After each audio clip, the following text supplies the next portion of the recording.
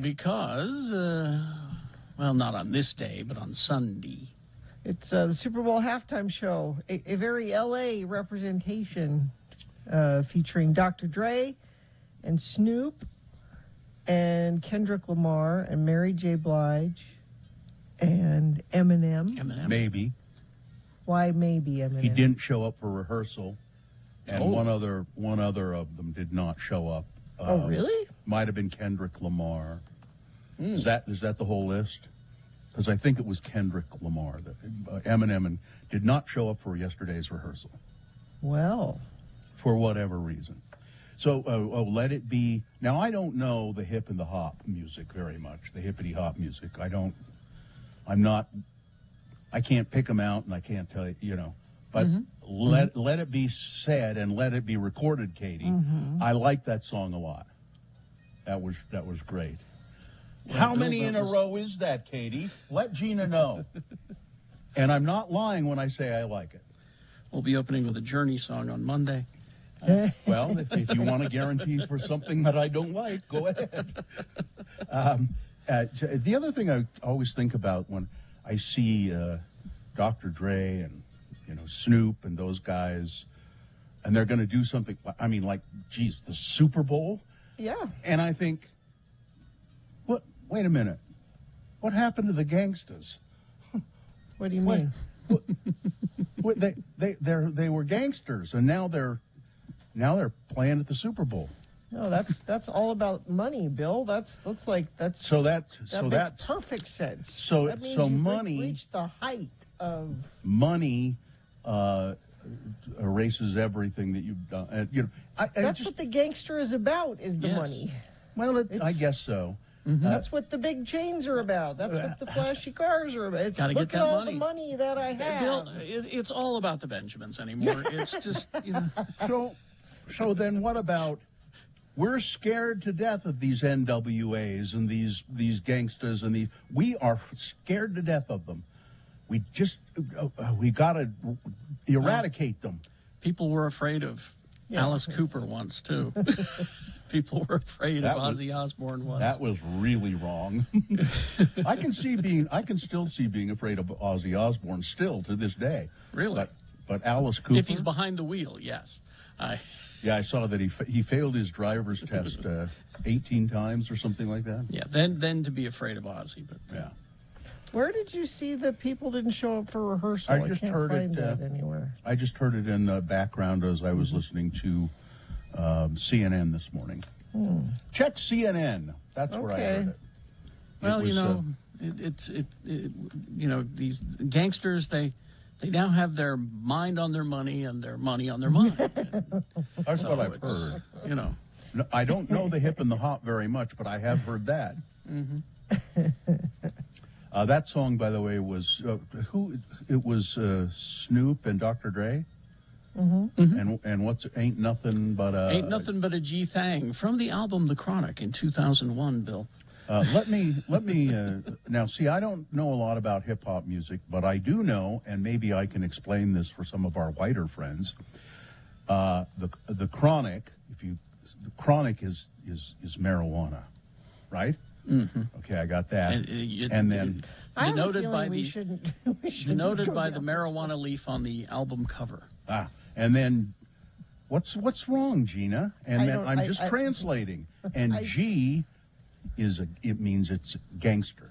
If it's the G thing is a gangster. Right. Now here's a text or something up. Bill, being a gangster is about getting enough money to get out of the hood and put that lifestyle behind you. Yeah, so that you can play huge sporting events. And then I stand corrected. And then Cement Dave says, well, if the gangsters are playing the Super Bowl, can we play Sell Out by Real Big Fish for the potty break song? Well, are the they opposite of? Now, see, I don't believe sell out. I don't believe in that. I believe that people are the people who start making money in their chosen art, music or whatever it be, dance, theater. If they start making money, they're not sellouts. That's what they want to be successful. They want people to. Now, there are people who do art and music and so forth, and as they start to get popular and make money, they say, no, that's it, I'm done. I'm not going to do this. And you don't even know who they are mostly. But I people can't do that. find anything about Eminem or Kendrick Lamar not showing up. Well, it must not have happened. I'm saying it could have happened. I just can't. I was just curious about that, and I can't find any. The other thing I think is curious is they've been rehearsing, but they want it to be a surprise. Yeah. So outside of SoFi Stadium, they've been blasting Bon Jovi "Living on a Prayer" as loud as they can to cover up what they're rehearsing inside the stadium. Really? So if people are like driving by to try to hear what they're practicing in there, all they're getting is Bon Jovi over the speakers, which I think is kind of funny. That must make the neighbors really happy.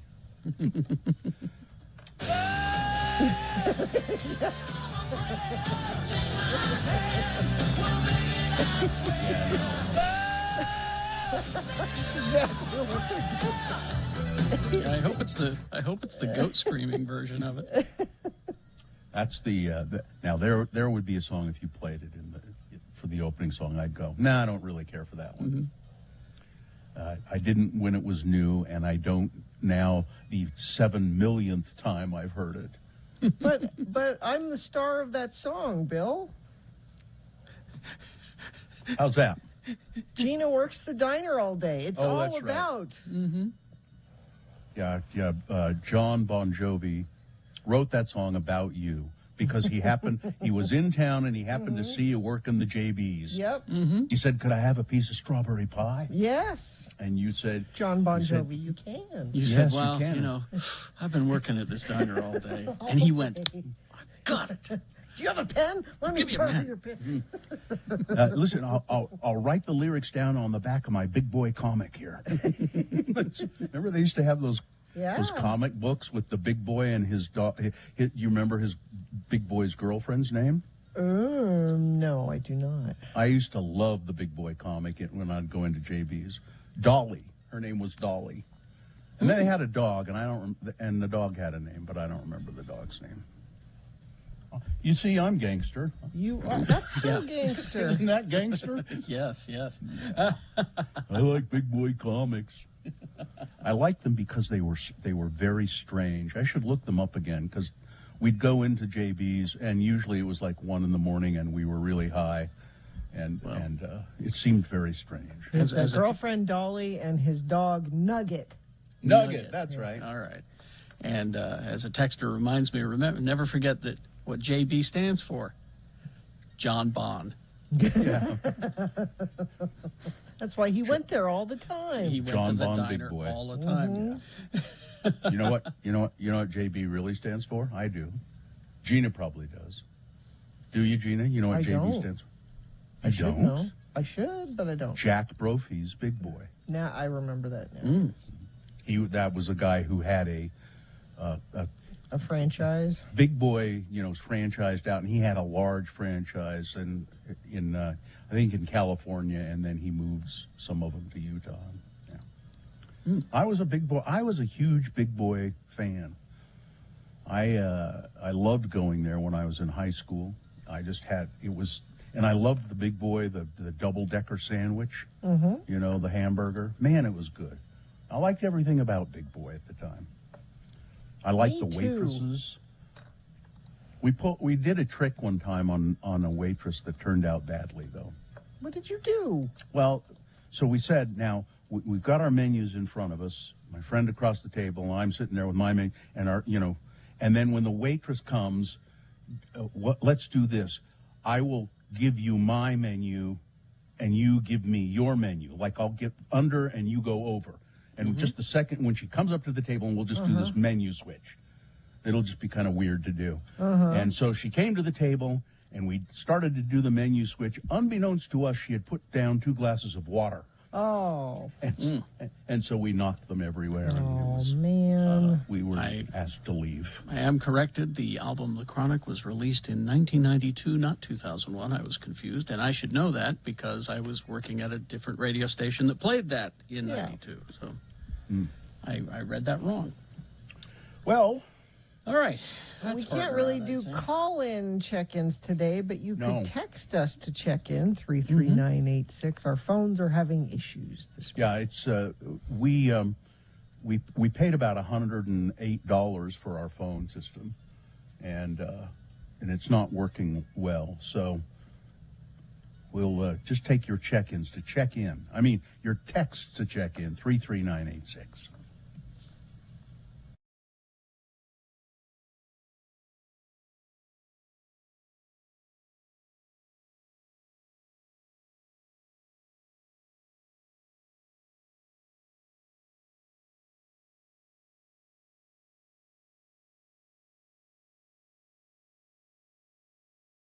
I had a Mary Jane candy yesterday. I've never heard of a Mary Jane candy. Mary Jane's. Mary Jane's. You Never? get that in Colorado?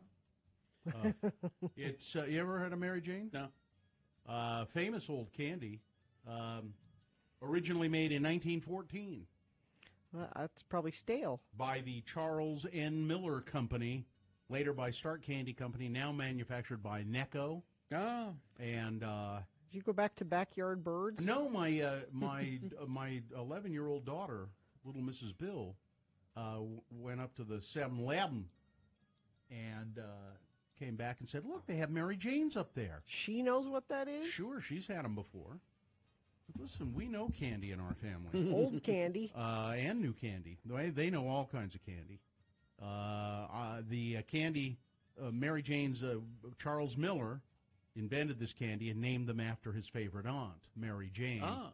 And there's a picture of a little girl on Wonder how his other aunts felt about that. well, he had a favorite aunt, Mary Jane. Maybe he didn't have any others, but they're terrible. Really? I'd forgotten how terrible they are.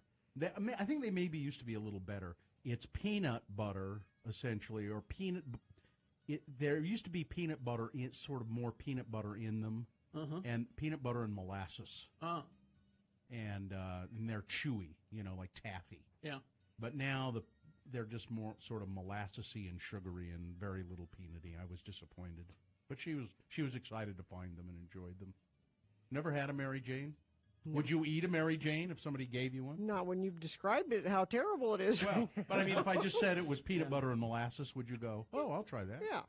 You don't have anything against molasses? No. It's just kind of. What would I have against molasses? Well, I don't know. You have weird food things. Molasses is fine. I thought, I think it's. I have things in common with molasses. That's well, you're as slow as it. Yes. But in January, that's what my mother used to say. Would you hurry? You're as slow as molasses in January, which is I think the slowest of all molasses. And I'm referencing Bugs Bunny twice again on today's show. Yeah. He was borrowing a cup of molasses from somebody. He had his coffee cup.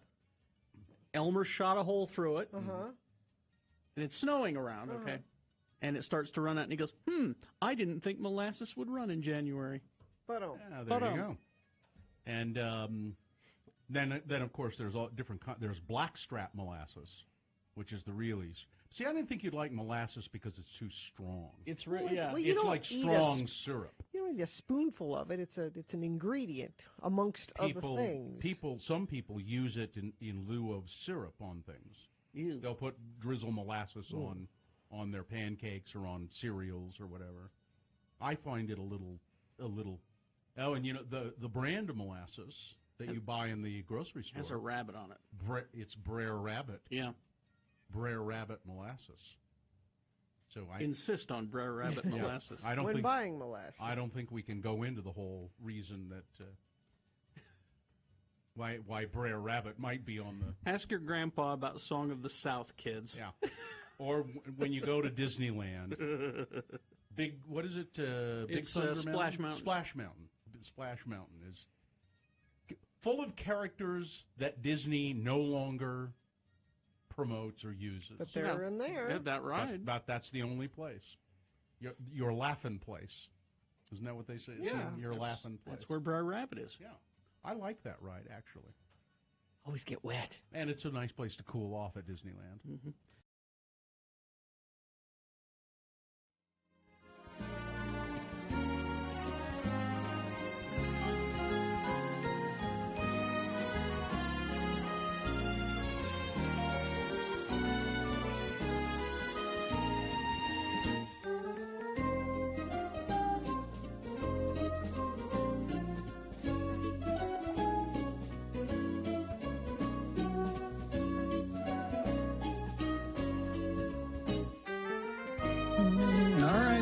6:20. Let's get this over with. The official beginning of the Radio from Hell show coming up right now. Go ahead. Start the new year by becoming a nurse. Nightingale College is a pioneer in online nursing education, blending online classes with on-ground supervised field experience. Virtual college, actual nursing. Learn more at nightingale.edu. The moon is getting ever so close to being full. It is 76.7% of full. The moon will rise today at 1:14 p.m., today being Friday. It's the 11th day of February in the year of our Lord Jesus Christ, 2022. And this is the morning show who takes 30 minutes after each episode to shred and flush all documents relating to the broadcast. That's right. It's Radio from Hell, starring the Lords of Morning Radio, Kerry Jackson, Bill Allred, and Gina Barberi. Katie for short is our producer in downtown Salt Lake, standing there at the board, making sure that this is shipshape and runs on time. Oh, no, actually, Kerry sort of makes it run on time, but Katie keeps it organized. And we have Miriam and Cameron Diaz helping out in the producer's booth. And even though Aaron Rodgers has just won his 4th Most Valuable Player award, Tom Brady, who has been MVP only 3 times, continues to remain retired for the time being. It's International Women and Girls in Science Day, and it's Don't Cry Over Spilt Milk Day. Depends on where you spill it. It's good advice. No, you shouldn't. You should never cry over spilt milk, because what's done is done. Now, What if you curdled spill milk, it on like your computer and you ruin your computer? That's bad. that's done, isn't it? Don't cry over it. Just get busy and fix it. Don't cry over it. All right. Johnny B checking in, listening while loading sheets of 2-inch insulation boards to use in my radiant heat system I'm beginning today. Oh. Nice. Like let's- this one, not a lot of sleep last night. My wife is 8.5 months pregnant, and all she does is toss and turn and groan. Poor girl needs to finally squeeze this out. I remember those nights. They're awful. Isn't that a wonderful way to talk about the miracle of childbirth too? I hope she squeezes one out soon. Well, and I think your body does this on purpose, like, because it's kind of scary to think about giving birth. Like, just to think about, I'm going to have to, this thing has to come out of here somehow. That's scary. But you get so uncomfortable toward the end, you don't care. You're like, well, I don't care how much it hurts. I just got to get it out. That's nature. Yeah. I get you're speaking from experience. I have no knowledge of what you're saying. Yeah. It's like, because about the 5th month, there's this point where you panic and you're like, oh my God, this is going to come out of me one way or another. That's frightening. You're just piling up the reasons of why I still don't want to get pregnant or have children. Thank you. The way it comes out is there's not much room there. No, you think about that a lot. And you think about, and even if it's like, okay, you're going to have a cesarean. Well, that's cutting me open from here to here. Like, there's no way this ends. I don't know why you would say even though you're having a cesarean. So what month is it when your stomach starts itching? Didn't that happen to you? Your belly starts kind of itching. Yeah, because the skin is stretching and pregnant women are belly itchers, Carrie. Well, we need a picture, not a belly itcher. That's what I knew. That's where I was going with that. But I really think by 8.5 months, you're over that. Oh my God, this is going to come out of me. You're like, I don't care how it comes out of me. I just want it out of me. I can't do this anymore. So I'm sure your children would be happy to know that you thought of them as it for the entire time. Get it out. Not a human being, not a. And then clearly you forget about that because then you have another one. If you really, really remembered and thought about all of that, nobody would ever have more than one child. Yeah. Katie's just shaking her head. She's not having it. Yeah. That was Gina childbirth.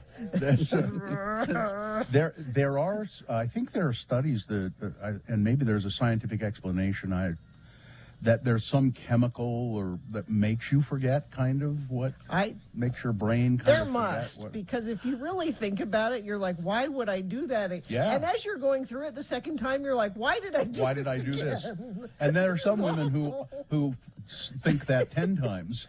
You know. Yeah, so they do it over and over and over. In relationships I have had, the subject of children has come up, and I've always said the same thing. I couldn't do that to you. I don't want you to go through that. No, I couldn't either, but they're for a different reason. More text check-ins. You would think that after all this time, Bon Jovi would be at least 3/4 of the way there by now. Let's see. Karen in Wendover. Can't believe how warm it's been. It was 55 yesterday. My lilacs are confused. Get with the engineering department. A texter has a bit of advice about the phones. In order for the phone to work, the string must be pulled very taut, very tightly. Between the Between cans. the cans, yeah.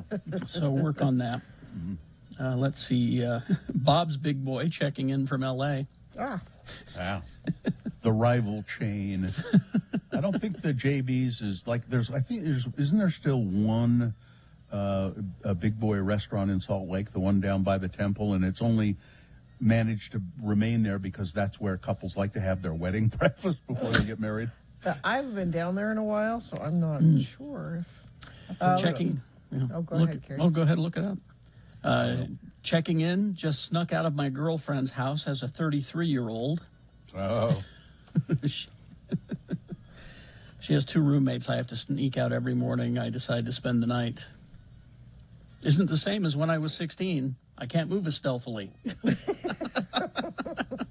I'm not as live as I used to be. Two words of the day for you: live and taut. All right. Okay. Garbage Gus checking in. Garbage man tip of the day: the dumpster is not a good hiding spot for hide and seek. Oh yeah, don't do that. Chef Roy checking in, eating my egg white omelet, trying to lose my 2-year COVID body. Cement Dave checking in, making soap, restoring vehicles this weekend. Let's see. Andrew in Arizona checking in, about 2/3 done with a current jigsaw puzzle, a collage of various video games and consoles. In Arizona, don't they have radio stations in Arizona, Andrew? Let's see. Wine is full of chemicals that help you forget. Thank you, Cement Dave. You can cry over spilled milk if it's breast milk that you just pumped for your baby. Yes. That stuff takes a lot of work. I saw. So Olivia Munn, I've done a 180 on Olivia Munn. I've changed my mind on a few things. I've always the death liked penalty and Olivia Munn. Those two Munn. things. She posted the two this- things that are dividing America. Yeah. She posted this breastfeeding Instagram video about quit shaming moms that have a hard time breastfeeding. I'm doing the best I can. I tried. It's really hard. It was a really sweet mom post. If you're nice. having trouble with it, you should follow Olivia Munn and you won't feel so alone. There's another reason, that you should like Olivia Munn. She had the good sense to ditch Aaron Rodgers. Yes. Just Yes. not a very long relationship. She went, this is not good, Yeah. and Yeah. left. Lady Raccoon checking in. Lord, I'm sick of moving. Let's see. St. Petersburg checking in. I'd like to think that that's St. Petersburg, Russia, but I'm sure it's Florida. Yeah. Yeah. Similar. Same thing. Thank you all for checking in. Traffic, please, Gina. So far this morning, UDOT is not reporting any accidents. Now, maybe you are seeing an accident that needs reporting. You can text it to us if you see something, and I'll pass it along, 33986. Give the gift of experience this Valentine's Day. Buy tickets to Odyssey Dance Theater's Shut Up and Dance, March 2nd through the 12th. Visit odysseydance.com for ticket information. All right. Well, we will take a break. We will be back. We got all kinds of things you need to know coming up here in a moment. Also, Victoria with the Real Housewives of Salt Lake update. Boners on the way. Have another drink with Jimmy. Oh, that whiskey. Yeah, I broke my my dry. I've been going dry for the week and then just drinking on the weekend, but I broke that yesterday with that whiskey. Pretty tasty. So we'll have all of that coming up. Stand by, 6:30, X96. It is the 23rd century. Humans have left the lowly confines of planet Earth and have sought their destiny among the stars. While many things have changed, one constant remains, the need for young men to venture forth and do the work of the Lord. This is the tale of two such men who at the age of 19 have answered the call of their general authorities and are embarking on a 2-year mission to spread the gospel throughout the galaxy. This is the story of Space Elders! Today, we find our elders wandering around the streets of the Mos Eisley Spaceport, a more wretched hive of scum and villainy you'll never find. Let's listen. I just don't want to hang around here anymore. This place is pretty creepy. Well, if we could just find the right parts, I can have your hyperbike making light speed in no time. Well, where in heaven's name are we going to find parts for a hyperbike on this backwater planet? This looks like a good place to start. A cantina? Yep. We can't go into a place that serves icky Alderaan ale and icky Tatooine whiskey. Oh, to heck with the rules. Your hyperbike ain't gonna fix itself. Hey, we don't allow your kind in here. Oh, I'm sorry, sir. We'll just be on our way. Well, I meant the droids. Let's go somewhere where we will be appreciated, R2. Oh, don't ask me. I have no way of determining whether or not his parents were siblings. Hey, Lehigh, check out that cool-looking guy sitting by himself over there. Which guy? The one sitting next to that giant furry carpet. He looks like the kind of guy who would know his way around the black market. I'll bet he can help us out. That giant furry carpet is breathing and just happens to be heavily armed. Follow my lead. Excuse me, sir, but I believe that you could be of some service to us. Yeah, what is it, kid? You want to make the Kessel run on the fastest ship in the quadrant? No, sir. We represent the Church of Jesus Christ of Latter-day Saints. You know, the Mormons. He just wanted me to remind you that Wookiees have been known to rip the arms off of missionaries if they stick around too long. So what is it then? Do you need me to smuggle a shipload of Bibles somewhere? No, but if you need a complimentary copy of the Book of Mormon, we can arrange that. All I need is a charge blaster by my side. I ain't putting my faith in some hokey old religion. Well, I believe that you would find the Book of Mormon to be more powerful than any blaster, and it serves to recharge us rather than us needing to recharge it. Yeah, whatever you say, kid. What is it that you guys came in here for anyway? We need a plasma inverter for a Mark 32 hyperbike. You guys got any cash on you? Cash? No, we don't. Well, maybe we could work something out. You see that guy by the bar? The green guy? His name is Greedo, and he's looking for me. Now, you guys keep him busy while Chewie and I here make a break for it, and you'll find a plasma inverter on your hyperbike when you get outside. You got a deal. Let's go, Lehigh. Aiding and abetting suspected felons. Zone Leader Henson will not like this. Now, maybe we won't put it on our report, okay? Excuse me, Mr. Greedo, sir. Hi, I'm Elder Jensen, and this is Elder Christiansen. We represent the Church of Jesus Christ of Latter-day Saints. Will Lehigh and Butch ever get the plasma inverter off of this godforsaken rock of a planet? Will Han Solo try to shoot his way out of his neck scrape, or will he try using the Book of Mormon? Will Greedo join the church just to get away from our elders? Tune in next time to hear Lehigh say, I can't believe we got thrown out of a sleazy cantina for bothering the regulars. Well, beats the heck out of having your arms pulled off by a Wookiee. On the next eye-crossing episode of Space Elders!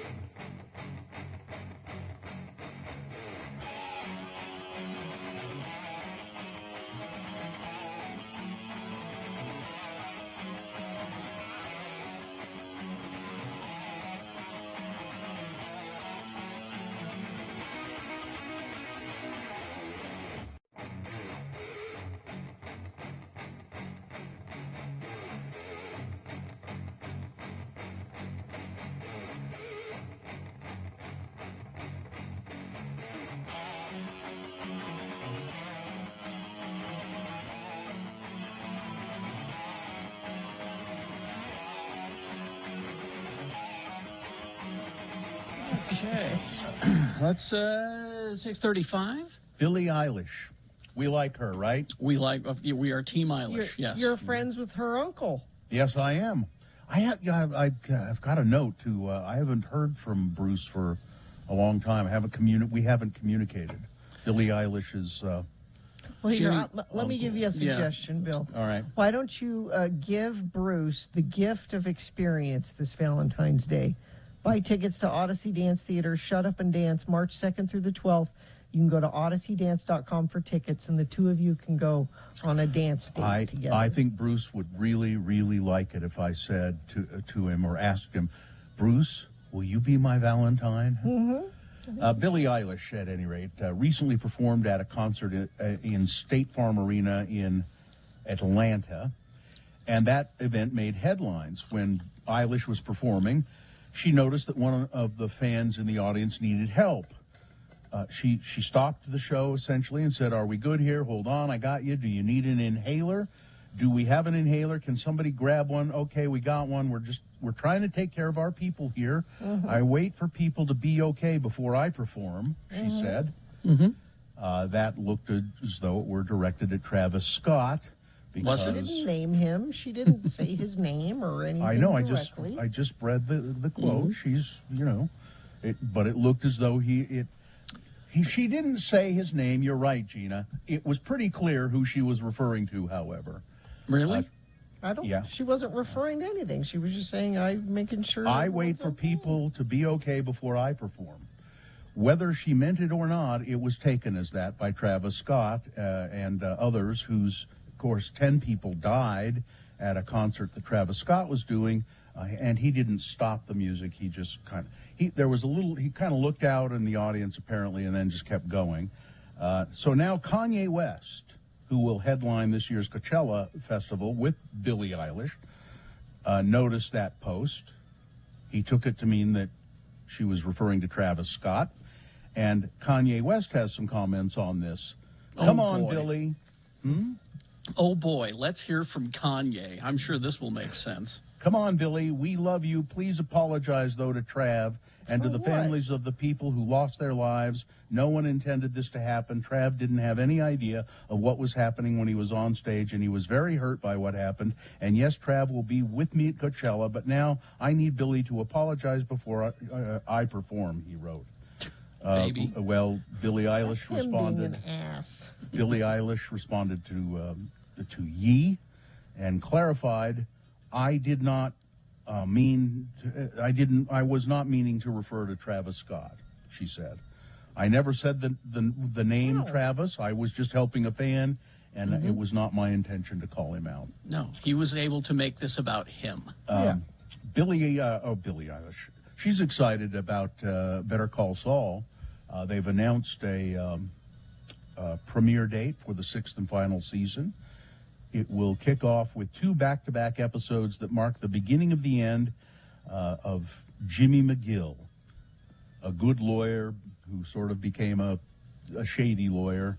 The premiere will be on April 18th. The final season will be split into 2 parts, with the first 7 episodes premiering every week after April 18th before the final 6 roll out on July 11th. I just hate it when they do that. I think I know why they do it, because of money. But well, I'm glad they do it. Then I don't have to be done with Better Call Saul as soon. I have more Better Call Saul to look forward to. You know why I don't like it? It's because I've forgotten what happened in the first half by the time the second half rolls around. Yeah. And Tom Brady's last touchdown ball, the last ball he threw for a touchdown, it's going to be auctioned off. The person who has it is going to auction it. And he says, I will auction this off. I hope to get a lot of money for it, and I hope Tom Brady remains retired. And I was going to say, because if it's worthless if he decides to not be retired anymore. Yeah, it's not the last ball anymore. Exactly. Utah reported 1,935 new COVID-19 cases yesterday, an additional 13 deaths in the state. Although one occurred before January 10th, it's just now being counted. There are now 650 people in hospital in Utah. That number seems to keep going down, so that's some bit of good news. Well, I'm anxious to talk to Dr. Dunn later in the show about all this. Like, is it time to be hopeful? Where are we at, really? Here's I don't know how you feel about this. Photocop. You know what that is? Oh, is it back? Controversial automated photo radar system may return to Utah under a bill introduced in the legislature. Senator Jerry Stevenson of Layton filed Senate Bill 196. It'll bring back photo radar, which reverses a ban the Utah legislature imposed in 1996. In an interview with Fox News, Senator Stevenson said his bill would limit photo radar to construction zones, school zones, and limited areas where law enforcement can't get to. Photocop has always been controversial. When Utah introduced it decades ago, it faced public pushback. You have a constitutional right to face your accuser in court, but what if the accuser is a machine, a photograph? Senator Stevenson acknowledged it's a balancing act with people's lives and safety in traffic. I don't have a problem with it particularly, but you would think that the Utah state legislature and guys like Stevenson would have a big problem with it because, freedom. Yeah. It's government interference. Government interference. Big brother. Overreach. Yeah, all those buzzwords. Yeah. Exactly. There is a bill which would expand Utah's cannabis program. Bipartisan bills introduced on the Capitol Hill expand the state's medical cannabis program. And I don't really, well, here's what it would do. Senate Minority Whip Luz Escamilla introduced the bill. It would allow medical cannabis to be used for acute pain post-surgery. So I didn't realize that you couldn't, for some reason, use marijuana after surgery. That's why I got a license to buy it legally, because of surgery. So I don't understand that. It also, now this is kind of controversial. It allows children who are card holders, I didn't know they could be. Yeah, kids have epilepsy and things like that. To receive doses of cannabis at school from a nurse. It would allow cannabis for hospice, among other things. Well, that certainly makes sense. Yes. I think hospice should have access to any drug it whatever wants. They want. Yeah. As much as they want, whenever they want. And allowing a school nurse to administer would be great if there were school nurses. Are there any more? No, there aren't really. Yeah. Let's see. 48% of Americans say they want the Super Bowl moved to Saturday. Excellent. All my sports. I do not want it moved to Saturday. Why not? Is that all your sports, Gina? Well, no, you've done 2 sports stories here that I had keyed up. Well, here's the reason I don't want it moved to Saturday. Okay. Because I want to keep it on Sunday and make Monday a day off. You should have a day off on Monday, not move the Super Bowl to Saturday. I could support either of these. Because we get up early on Monday after the Super Bowl every year. And everybody who watches the Super Bowl has trouble going to work the next day. We particularly have a lot of trouble because we get up early, but even if you don't have to be into work until 10, you have a pretty hard time getting to work because of, alcohol. And then finally this story. This guy is a pro at having skeletons in his closet, it says here, and he has no bones about it.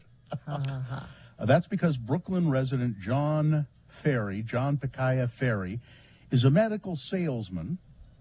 He goes by the name of John's Bones, and he specializes in bones, human bones particularly. He has a huge collection of skeletons, spines, and skulls. I've never had a negative experience, he said. Ferry, who lives with his bone-loving cat Chonk, works with educational institutions, medical and historical professionals, and search rescue agencies. Currently, I have 13 full skeletons in my apartment that contain all the parts, as well as over 100 spines, 100 skulls that I keep in a showroom in my duplex apartment. This is you would think that it'd be illegal to have this, but it is not. It's my job to have all these. Well, he more than his job, he loves collecting human bones. Those are people, you know. Those aren't just. Those are all people. No, they're not. Gina, they're absolutely not They people. were all people. Who have no need of those bones anymore. They don't need them anymore. You might as well put them in a guy's collection. So he has such a great collection that like medical professionals come to him and say, you know, hey, can I get a spine from you maybe? Just okay. All right, that's it. I love this song. Headbone, I hear the word of the Lord. Them bones gonna walk around. Them bones gonna walk around. Them bones gonna walk around. Now hear the word of the Lord. Now, I do have a caveat to your, they're not people thing. Mm-hmm.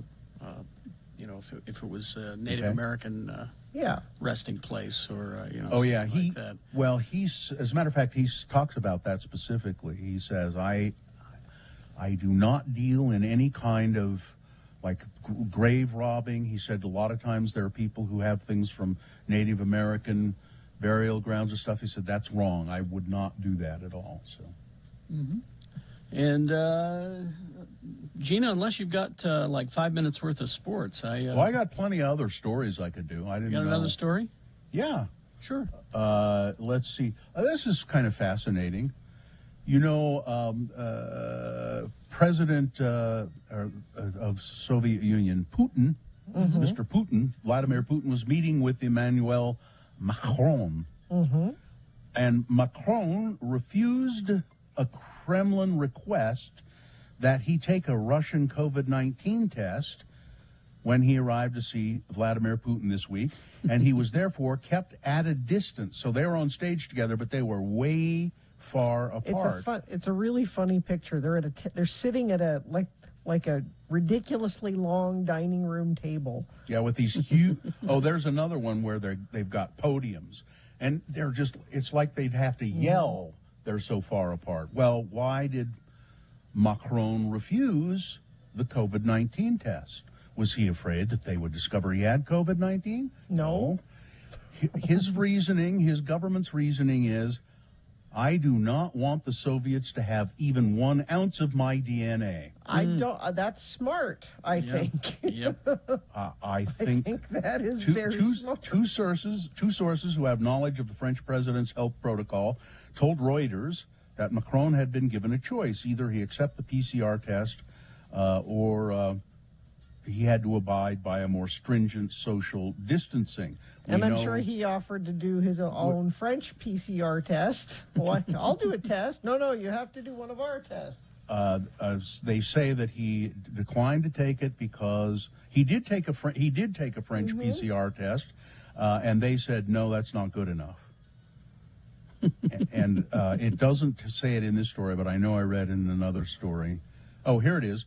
We knew very well that meant no handshakes, so they couldn't shake hands, and that we knew very well there would be a long table. We could not accept that they would get their hands on the president's DNA.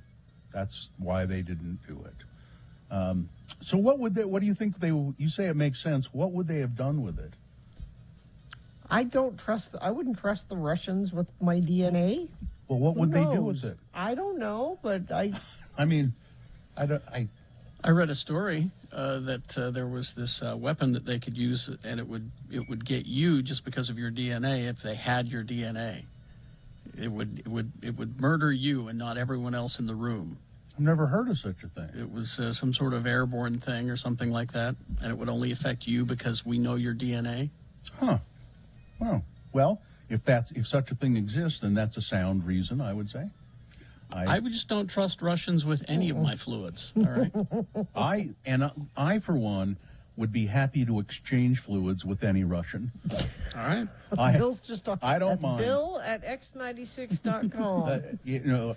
Russians. I mean, particularly Well, any Russian. I'll just leave it at that. If you want to exchange fluids, I'll do it. See, I knew I heard it somewhere, and Sue just reminded me. It's in the new James Bond movie. Oh well, and I'm sure it's That's real. true. Yeah. They're the cutting edge of technology, Bill. Yeah, DNA targeted deaths is what it was, and it Well, was okay. maybe the technology doesn't exist now, but how it Star sounds Trek works. plausible. Yeah, it sounds plausible. And I wouldn't mind doing it. I would exchange. I'd say as long as you give me some of your DNA, as long as we commingle our fluids. What are you going to do with their DNA? Well, if you got a DNA weapon, then I got a DNA weapon. Okay, all right. As far as you know. All right. Okay. Mutually assured DNA destruction. Yeah, exactly. All right. Sports weather traffic. For over 65 years, they've been a part of your community. While the name is changing, commitment to you is not. Welcome to You First, YouFirstCU.com.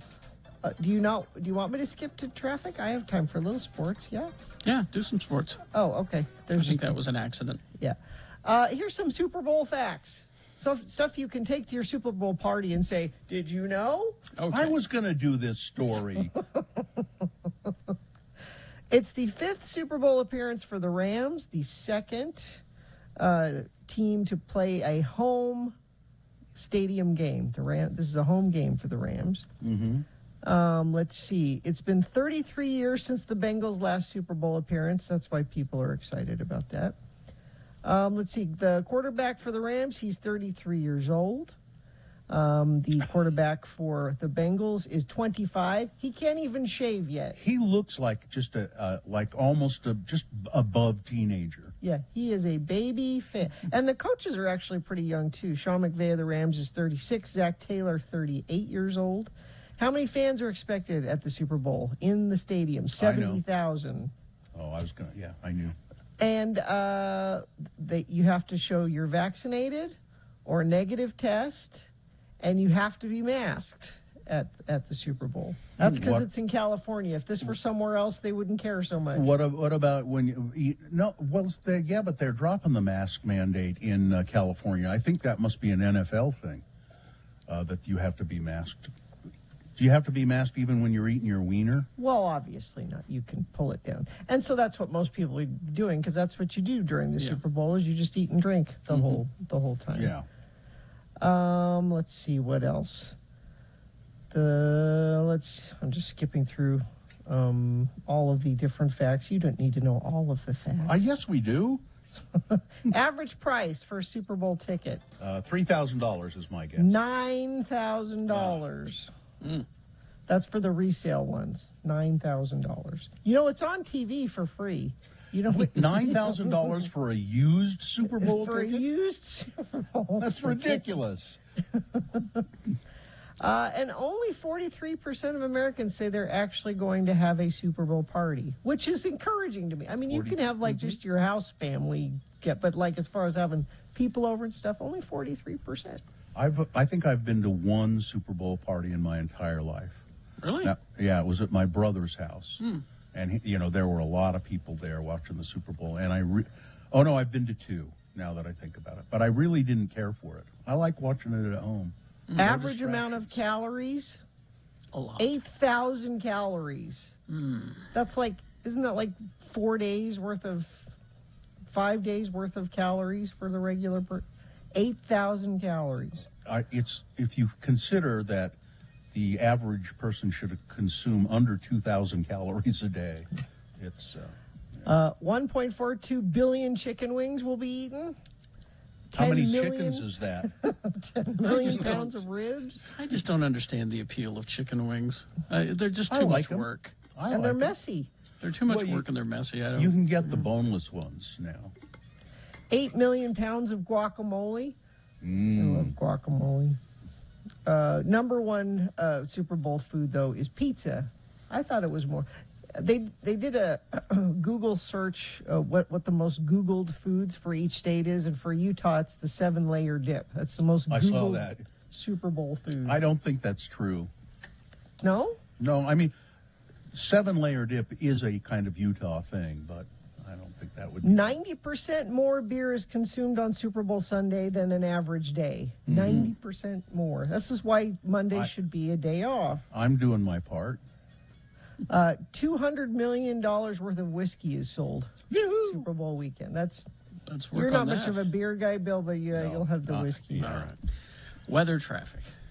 Oh, so it's going to actually, just back to the Super Bowl, it's going to be, they think, the warmest Super Bowl ever. Wow. It's supposed to be like 85 degrees.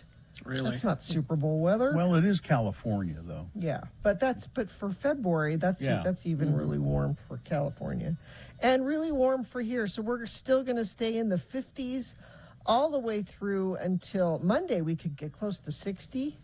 But Karen and Wendover, your lilacs are going to be really confused on Monday. The next possible storm looks like Tuesday into Wednesday, and it's so warm that's going to be rain down here in the valley. But hopefully we get some snow up in the mountains because we desperately need it. Air quality continuing to be poor because of nothing to mix it up. So make sure you're limiting your trips if you can. Traffic, we've got a crash westbound I-80 ramp to go southbound I-215 east to Parley's Canyon. The ramp is partially blocked there. There's a police incident, 72nd West, SR201. This is out to Magna. Westbound and southbound right lanes are closed there. And let me check our message stream, see if friends of the program have sent in any traffic issues. No, but where you send those is text, if it's safe for you to do that, 33986. Is your mask fake? The CDC says about 60% of KN95 masks are counterfeit. Pura Vida KN95 masks are made in America and FDA approved. Use discount code X96 to save 20% at puravita.com. That's puravita.com. All right, so we will take a break. We'll be back with the last day of our 5-day Valentine contest. Get your phone ready for that to text in. And, oh, yes, Victoria with our Real Housewives of Salt Lake update right after these. KXRK Provo.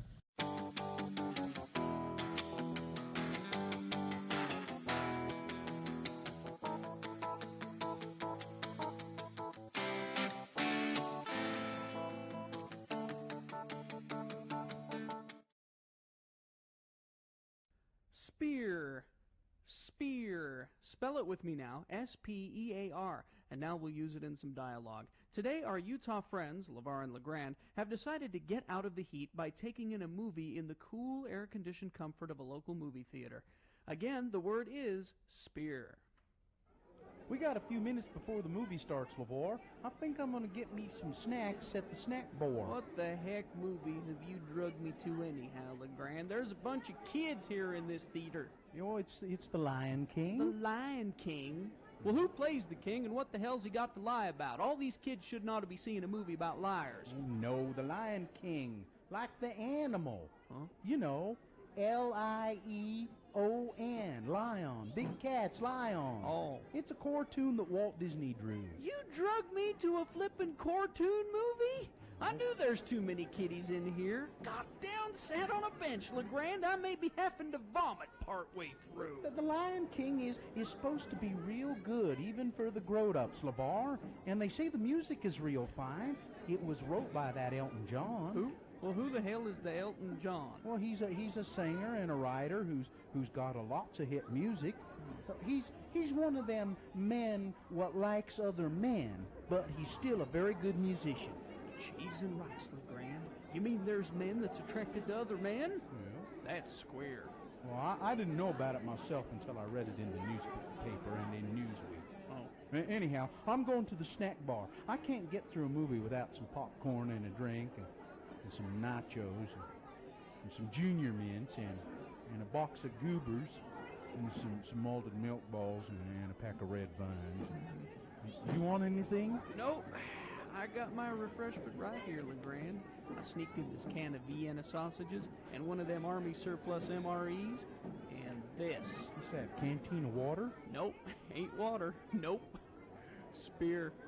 Spear? Yep, spear. Spear? God almighty, LeVar! You better hope the usher don't catch you. Oh, yeah, like Mr. 16-year-old pimple monster's gonna be a real threat.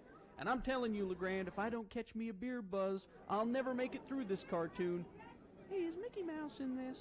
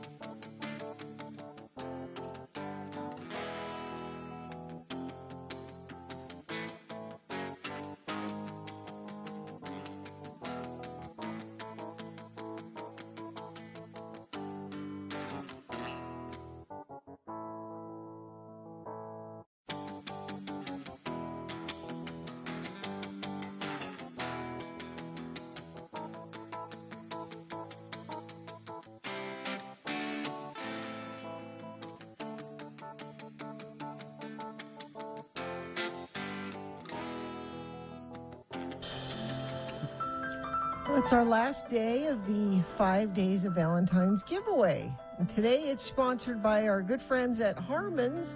You'll find everything you need for Valentine's Day. They'll help you make a delicious dinner at home or brighten your day with fresh flowers and chocolates. We have a gift certificate to Harmon's to give away. Here's how you win. Take a random texter who gives us the keyword at 33986. The keyword is strawberry. Aw. As in the delicious dipped strawberries they have at Harmon's. Strawberry, STRAWBERRY, strawberry. Text that to 33986. All right, there we go. Thank you. Is this a sponsored feature, Gina? Yes, Boustique features accessories for wine and cocktails and pairs well with contemporary living. But if you're sober curious, Boustique has non-alcohol wine, gin, and whiskey too. Open 11-ish to 7 p.m. Monday through Saturday, 315 East Broadway. Thank you.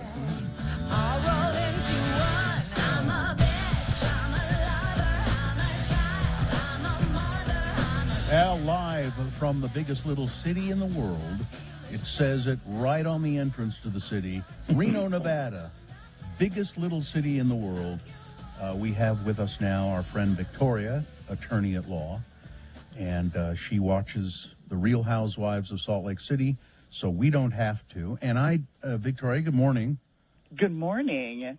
I have no idea what happened. Now, usually you send us a little rundown. It's coming. It's coming. Your team is amazing. Bless their hearts. This is you guys and all your challenges, all this stuff. So we're trying to get it to you. So, well, it doesn't matter now because you're on. So just tell us what happened. That's right. That's exactly why I'm here. Okay, so it's episode 20, and as Bill is like wondering each week, how many more of these? Yeah. How many more of these? Yeah. So this is episode 20. Next week is going to be the finale, and then I still don't have any word yet on how many parts the reunion is going to be. So we're definitely getting down there. So this episode is called, they call it Memorial Meltdown. I'm calling it A Tale of Two Cities because we spend the first half of the episode in Zion, which we thought we were never going to get out of. Jeez, I and guess. The second half, we're finally back in Salt Lake. So, and even though we're back in Salt Lake, we still have no restaurant watch. Well, so, why did they call it Memorial? Memorial, was it? Yes, Memorial Meltdown. Why'd they call it that? Because the main conflict for this episode and the last one is whether or not Meredith actually attended a memorial for her father. Oh, okay. So when they went to Vail, she said she was at a memorial for her father, and there's a confusion about which day it was. And so the logical conclusion you make from this is that if she isn't quite sure which day the memorial was, she must have called the feds on Jen Shaw. That's okay. Yes. Yes, so that's why it's called that. And so while we're in Zion, where we ended last week was what we thought was a hot mic moment with Lisa, but now I think this was not a hot mic moment. She's just having a complete breakdown, and her mic was on because she throws her mic at the producer at the end of the episode last week, but she continues on her breakdown this week, and she does so in a bralette and jeans, and she looks amazing. Wait, so what's a little bra. It's kind of like a little camisole, but it's just the top. It's just a little bra. There's no wires or anything. Yeah, it's just we get to see all the amazing work she's had done, and she looks phenomenal. Okay, all right. And for the record, I am Team Lisa all the way on this breakdown. So she is entitled, she is justified, she is mad at Meredith, and I just say go all in. And also at one point I call it 5 housewives and a security guard all go into a bathroom, and how many come out? So at one point during this conflict, because they're in this villa in Zion, and so it's just a room, it's just a regular bathroom, and Release is having her breakdown, and they all go into the bathroom. Well, 4 of them go in with her, and the security guard. And so at one point they're in this little bathroom, and you can see the security guard in the shot, and he's towering over them in the bathroom, crammed in there, I guess, to make sure in case something happens. It's such a weird shot. Huh. Yeah. And then the only other thing worth noting in Zion is that Whitney still wants more details about Meredith's father's memorial. So that's, again, the memorial theme. I'm going to go to their quotes of the week because they all happen in Zion, and they're all from Lisa Barlow. And so my favorite thing that she says about Meredith is that piece of soft garbage whore. Whoa. That piece of soft garbage whore. Yes. What a piece of soft garbage. Well, I'm using sock for a different word. It's not sock, another S word. Oh. Yeah. Got it. Yeah.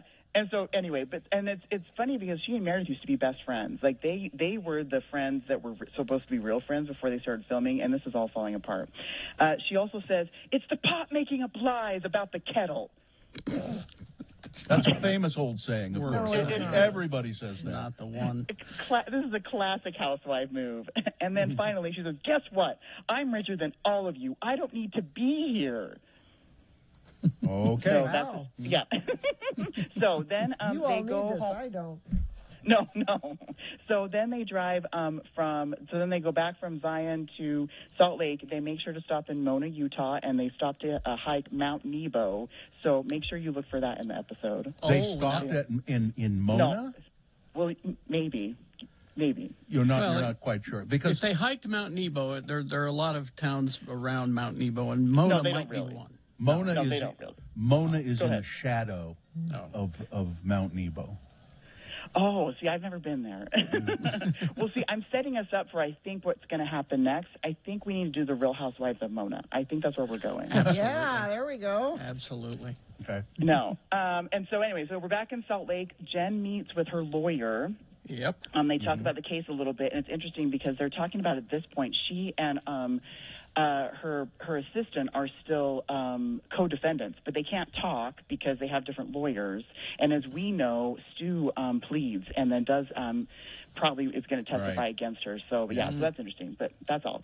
The thing that was most entertaining in Salt Lake is Jen goes to visit Mary's church. So Mary has not held a service for a year because of COVID, and so we've been inside Mary's church for a minute, but we get to see this service, and Jen's observing. And I will say you couldn't swing one of Mary's bad wigs and actually hit a couple congregants. Why did Jen decide to go to it? Mary invited her.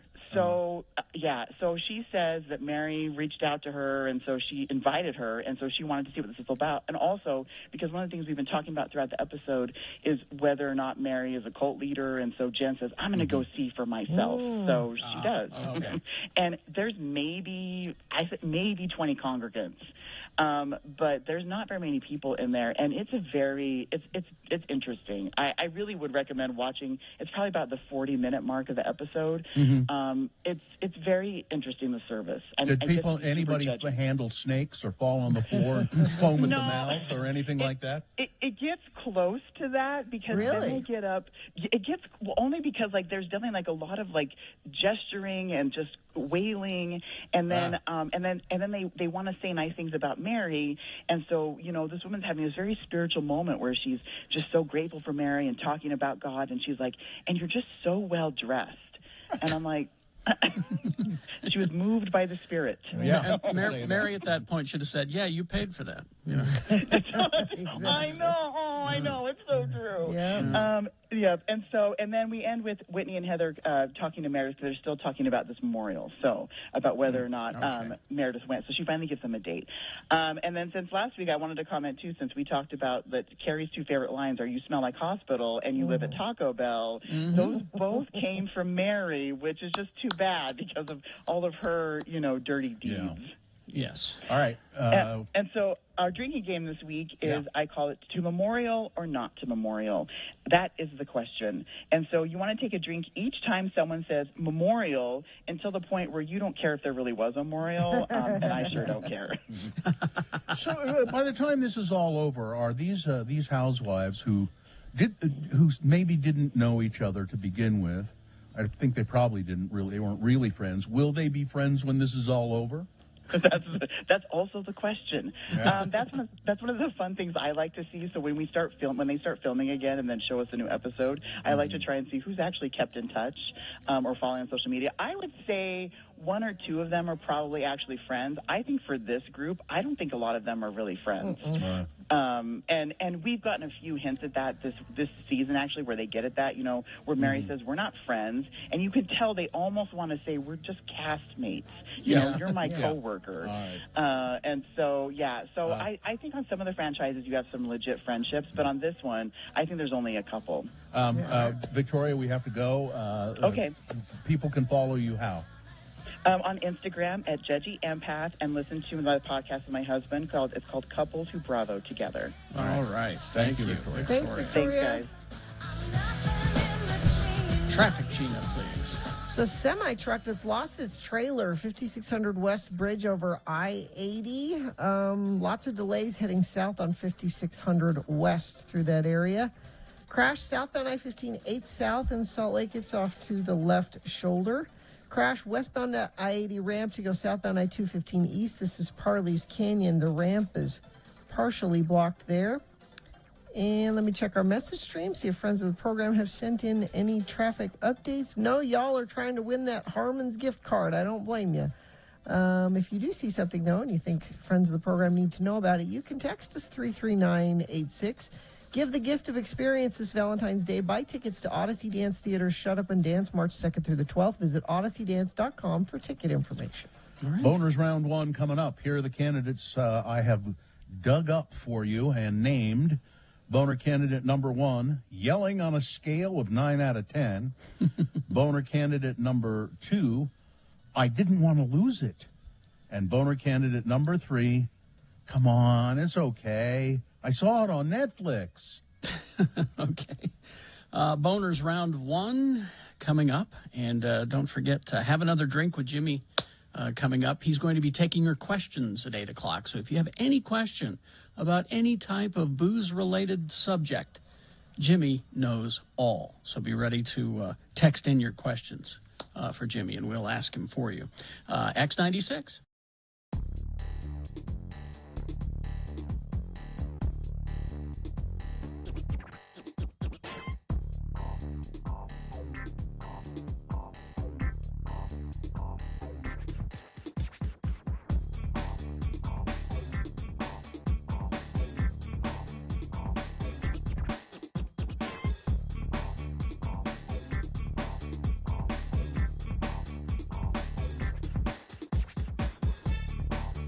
You know who's on the line?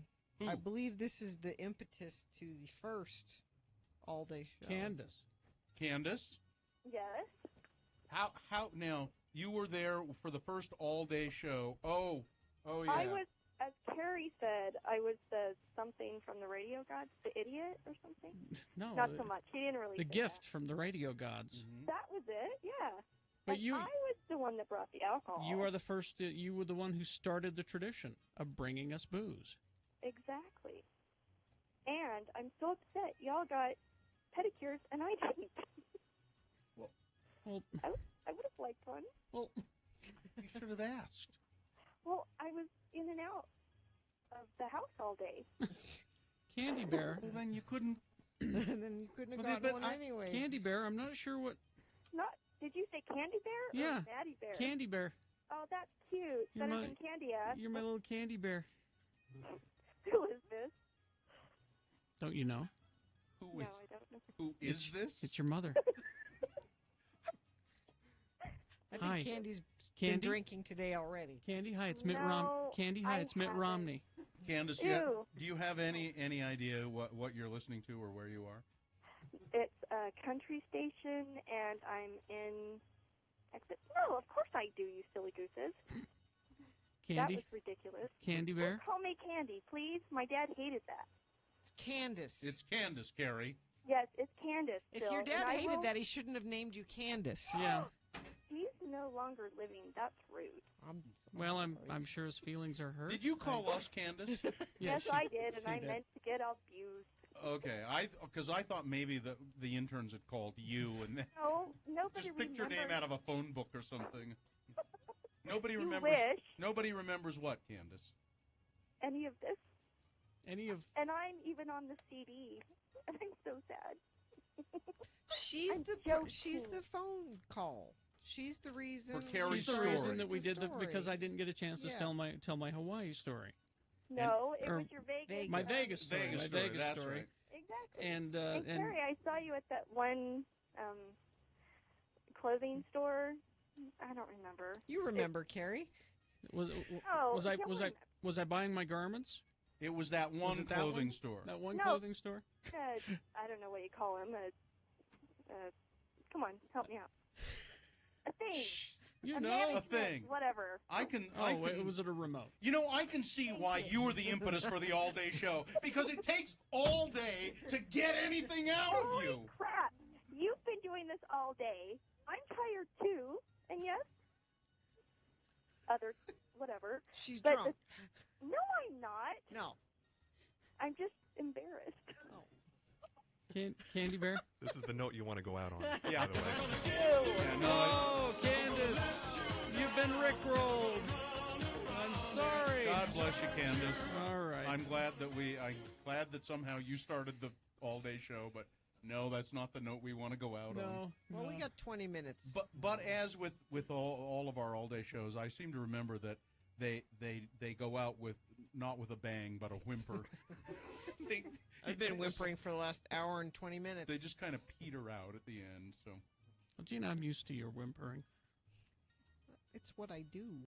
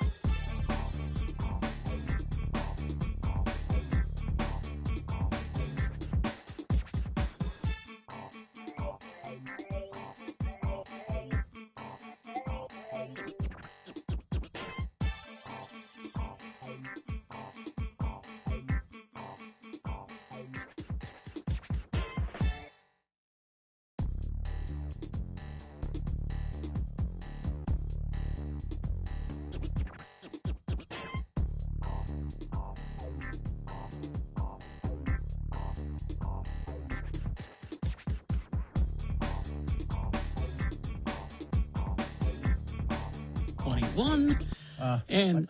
I did a little research. Okay. We were talking earlier about Big Boy JB's or Big Boy Restaurant in Salt Lake. It looks as though there's still one down by the temple. It looks as though. I'm not positive, but it says it's a Bob's Big Boy. Well, I don't know how it's surviving with the temple being under construction. I don't know who's going there. Well, there are still plenty of people getting married, oh, you're right. No, there ain't nobody No. getting married at the temple. Have Huh. you driven down there lately? No, It I is haven't. it is a huge. I mean, it does not look like that is going to be finished anytime soon. That's worth this weekend, Bill. It's right down the street from you. Just take a little drive downtown and go look at it. Well, thanks for telling everybody where I live now. No, Everybody knows where you live. I'm going to be downtown today. I'm coming into the studio so I could swing over there. But I'm hoping it's still there because I've just now got this horrible craving for a Big Boy's hamburger. Really? I don't know if they're the same as they used to be, but Memorable is not something that I would say when describing a Big Boy hamburger. I remember them really fondly. I love I'm looking at their menu here though, and they've got liver and onions. Oh, there you go. Why don't you do that? So there's something for me right there you there, liver and onions. Get you some Well, I guess I've got some other stuff we can talk about here. Well, it's boners. time for Yeah. boners right Yeah, now. let's So, start there. Round one of your boners, 3 news stories. These will be examples of bad, stupid, or funny human behavior, and you will decide with your vote. Of these 3 candidates, which one is the worst? Which one deserves to go forward to Boner Fight to possibly become Boner of the Day? I'll explain the possibly later. Right now, focus on these 3 and choose one of these 3 to go forward to become Boner of the Day. 2 candidates now, a third after the news. Once you've heard all 3, then you will vote. One of you lucky random Boner voters will receive. You can see it right there if you're looking at x96.com/live. It's the Can't Buy It, Gotta Win It Radio from Hell Boner t-shirt. Boner candidate number 1 is a local boner candidate. It's called Yelling on a scale of 9 out of 10. American Fork, Utah. A DoorDash driver who refused to wear a mask while picking up an order at an American Fork restaurant was arrested on Wednesday. Restaurant staff told police that Wesley George Castle began yelling and causing a big scene when he was told to put on a mask. According to the probable cause affidavit, employees described Mr. Castle's yelling as 9 on a scale of 1 to 10. Because of Castle's yelling, the restaurant's cooks stopped working and came out front to find out what the hell was going on, or as it says here in this story, the cause of the commotion. What's all this then? Yeah, it's a what's all this then move. When confronted by store manager about wearing a mask, or the restaurant manager, Mr. Castle allegedly refused to leave, even though he was told that the police would be called. After arriving on the scene, officers saw Castle outside the restaurant and asked him to identify himself. He refused. When asked approximately 3 to 5 times to identify himself, he kept refusing. They arrested Mr. Castle. Now, Did the person get their DoorDash order? No, of I'm course worried not. they're Of course not. still hungry. How would Gina? How would they have gotten? I don't know. Maybe he took it to jail with him, and then when he finally was released, he took it to the person. Yeah, no, he didn't. Wasn't able to do that. I would like to applaud this American Fork restaurant for having a mask policy. Thank you. Boner American candidate Fork number restaurant. 1, yelling on a scale of 9 out of 10. Boner candidate number 2, also a local story. I didn't want to lose it. Orem, Utah. Police in Orem received quite a surprise when searching a man that they had stopped for a traffic violation. Officers stopped Victor Chavez Zuniga due to a driver's side headlight being out on the car he was driving. And after stopping Mr. Chavez Zuniga, police learned that he had had several active warrants. You know, they always run your license. With Mr. Zuniga, Mr. Chavez Zuniga in handcuffs, officers performed a search and they found his wallet, and they open up his wallet, and they found a severed finger wrapped in cloth in his wallet. The police report said the finger had what appeared to be pus and blood on it. The fingernail appeared to be decayed, and officers said there was an extremely foul smell when the finger was removed from the wrapping. Mr. Chavez Zuniga was booked into the Utah County Jail. He has a charge of abuse or desecration of a human body against him. There is no further information in this story. Finger? Nothing? We don't know? No. I'm saving that for later. Boner candidate number 2. I didn't want to lose it, so put it in his wallet. Coming up in a moment, boner candidate number 3. Oh, come on, it's okay. I saw it on Netflix. All right, boner candidate number 3 coming up here in just a bit. Do you have any other Yeah, I stories could tell for you us? about people going to the Oscars.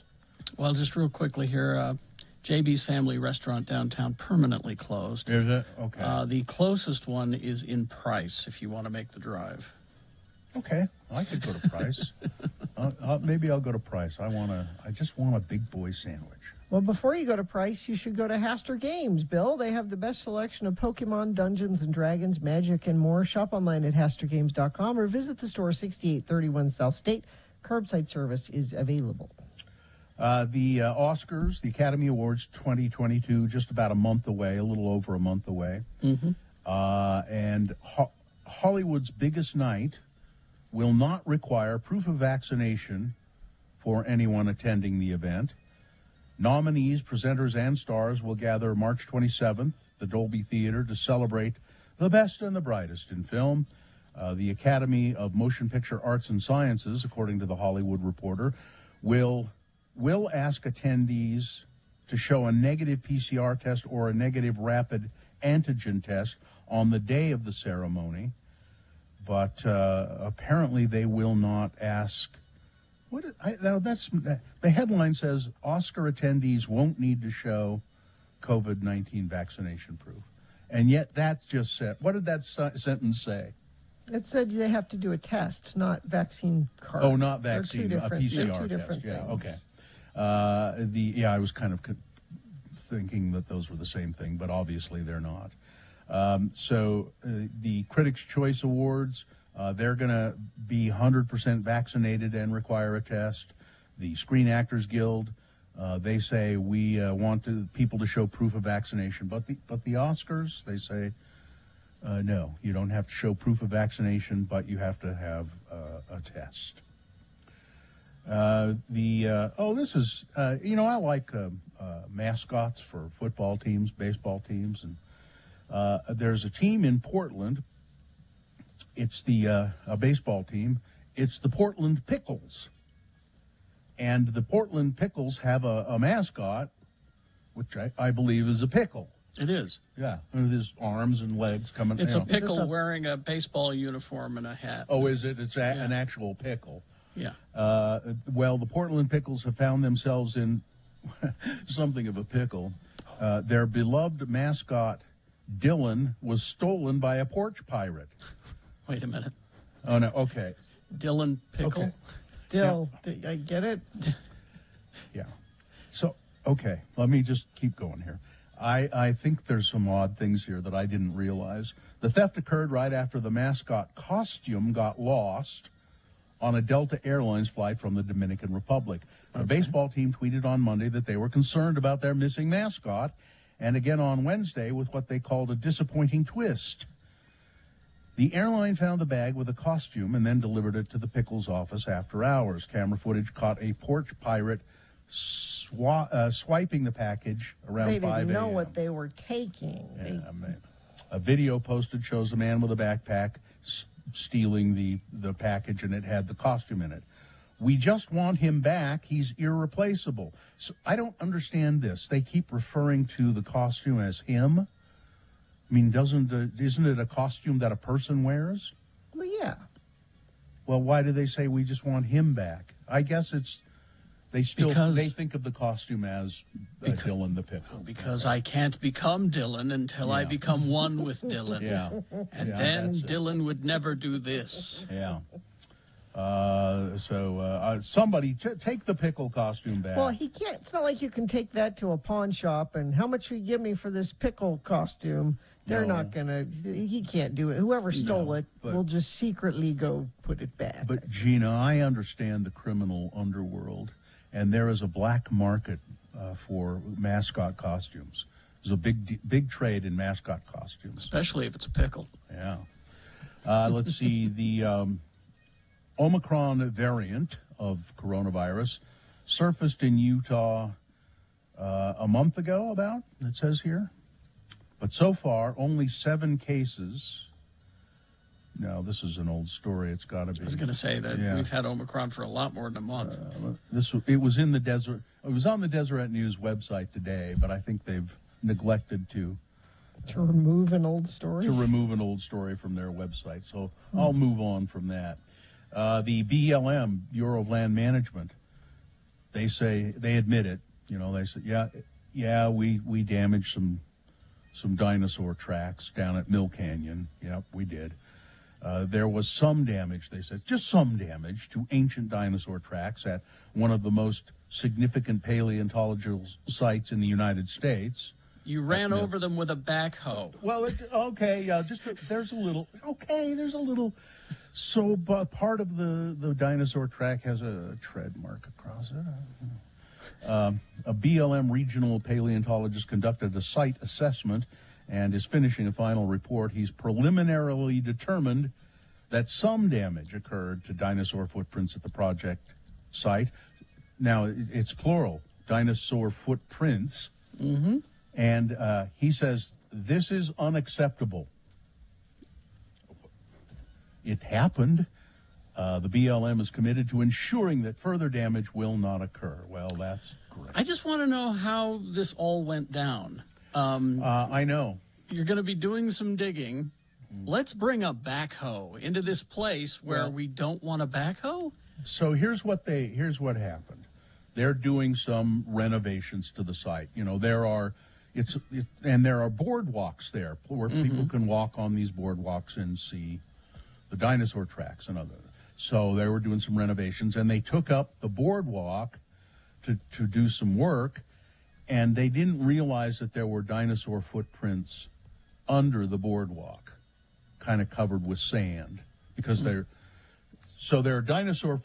I think they should have known, because if you look, there are probably dinosaur prints leading up to the boardwalk, and then if you look at the other side of the boardwalk, the dinosaur prints probably continue. So there might be some under there, but they didn't think about that. Bill, to go back to the story that you thought was an old story, that's not an old story. This is, let me read it for you as it's written. Okay. Stealth Omicron first surfaced in Utah nearly a month ago. This is a subvariant got it. of Omicron. This is another, brother of Omicron. So there's a new strain that they're detecting here. Now, so that we got to ask Angela Dunn about that coming up. there is a new strain. So that's a current story. Stealth All right. Omicron? Thanks for checking on that, Gina, because Yeah. it didn't make sense. But it's so they say it may be a matter of time before more cases of this stealth Omicron. It's that BA.2. Yeah.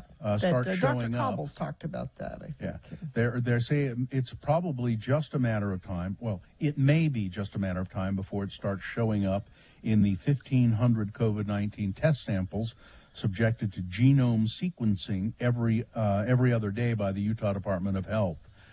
This is definitely something we're looking for, said Kelly Oakson, who's the chief scientist for Next Generation Sequencing and Bioinformatics, and he has a gigantic business card because you have to put all of that on it.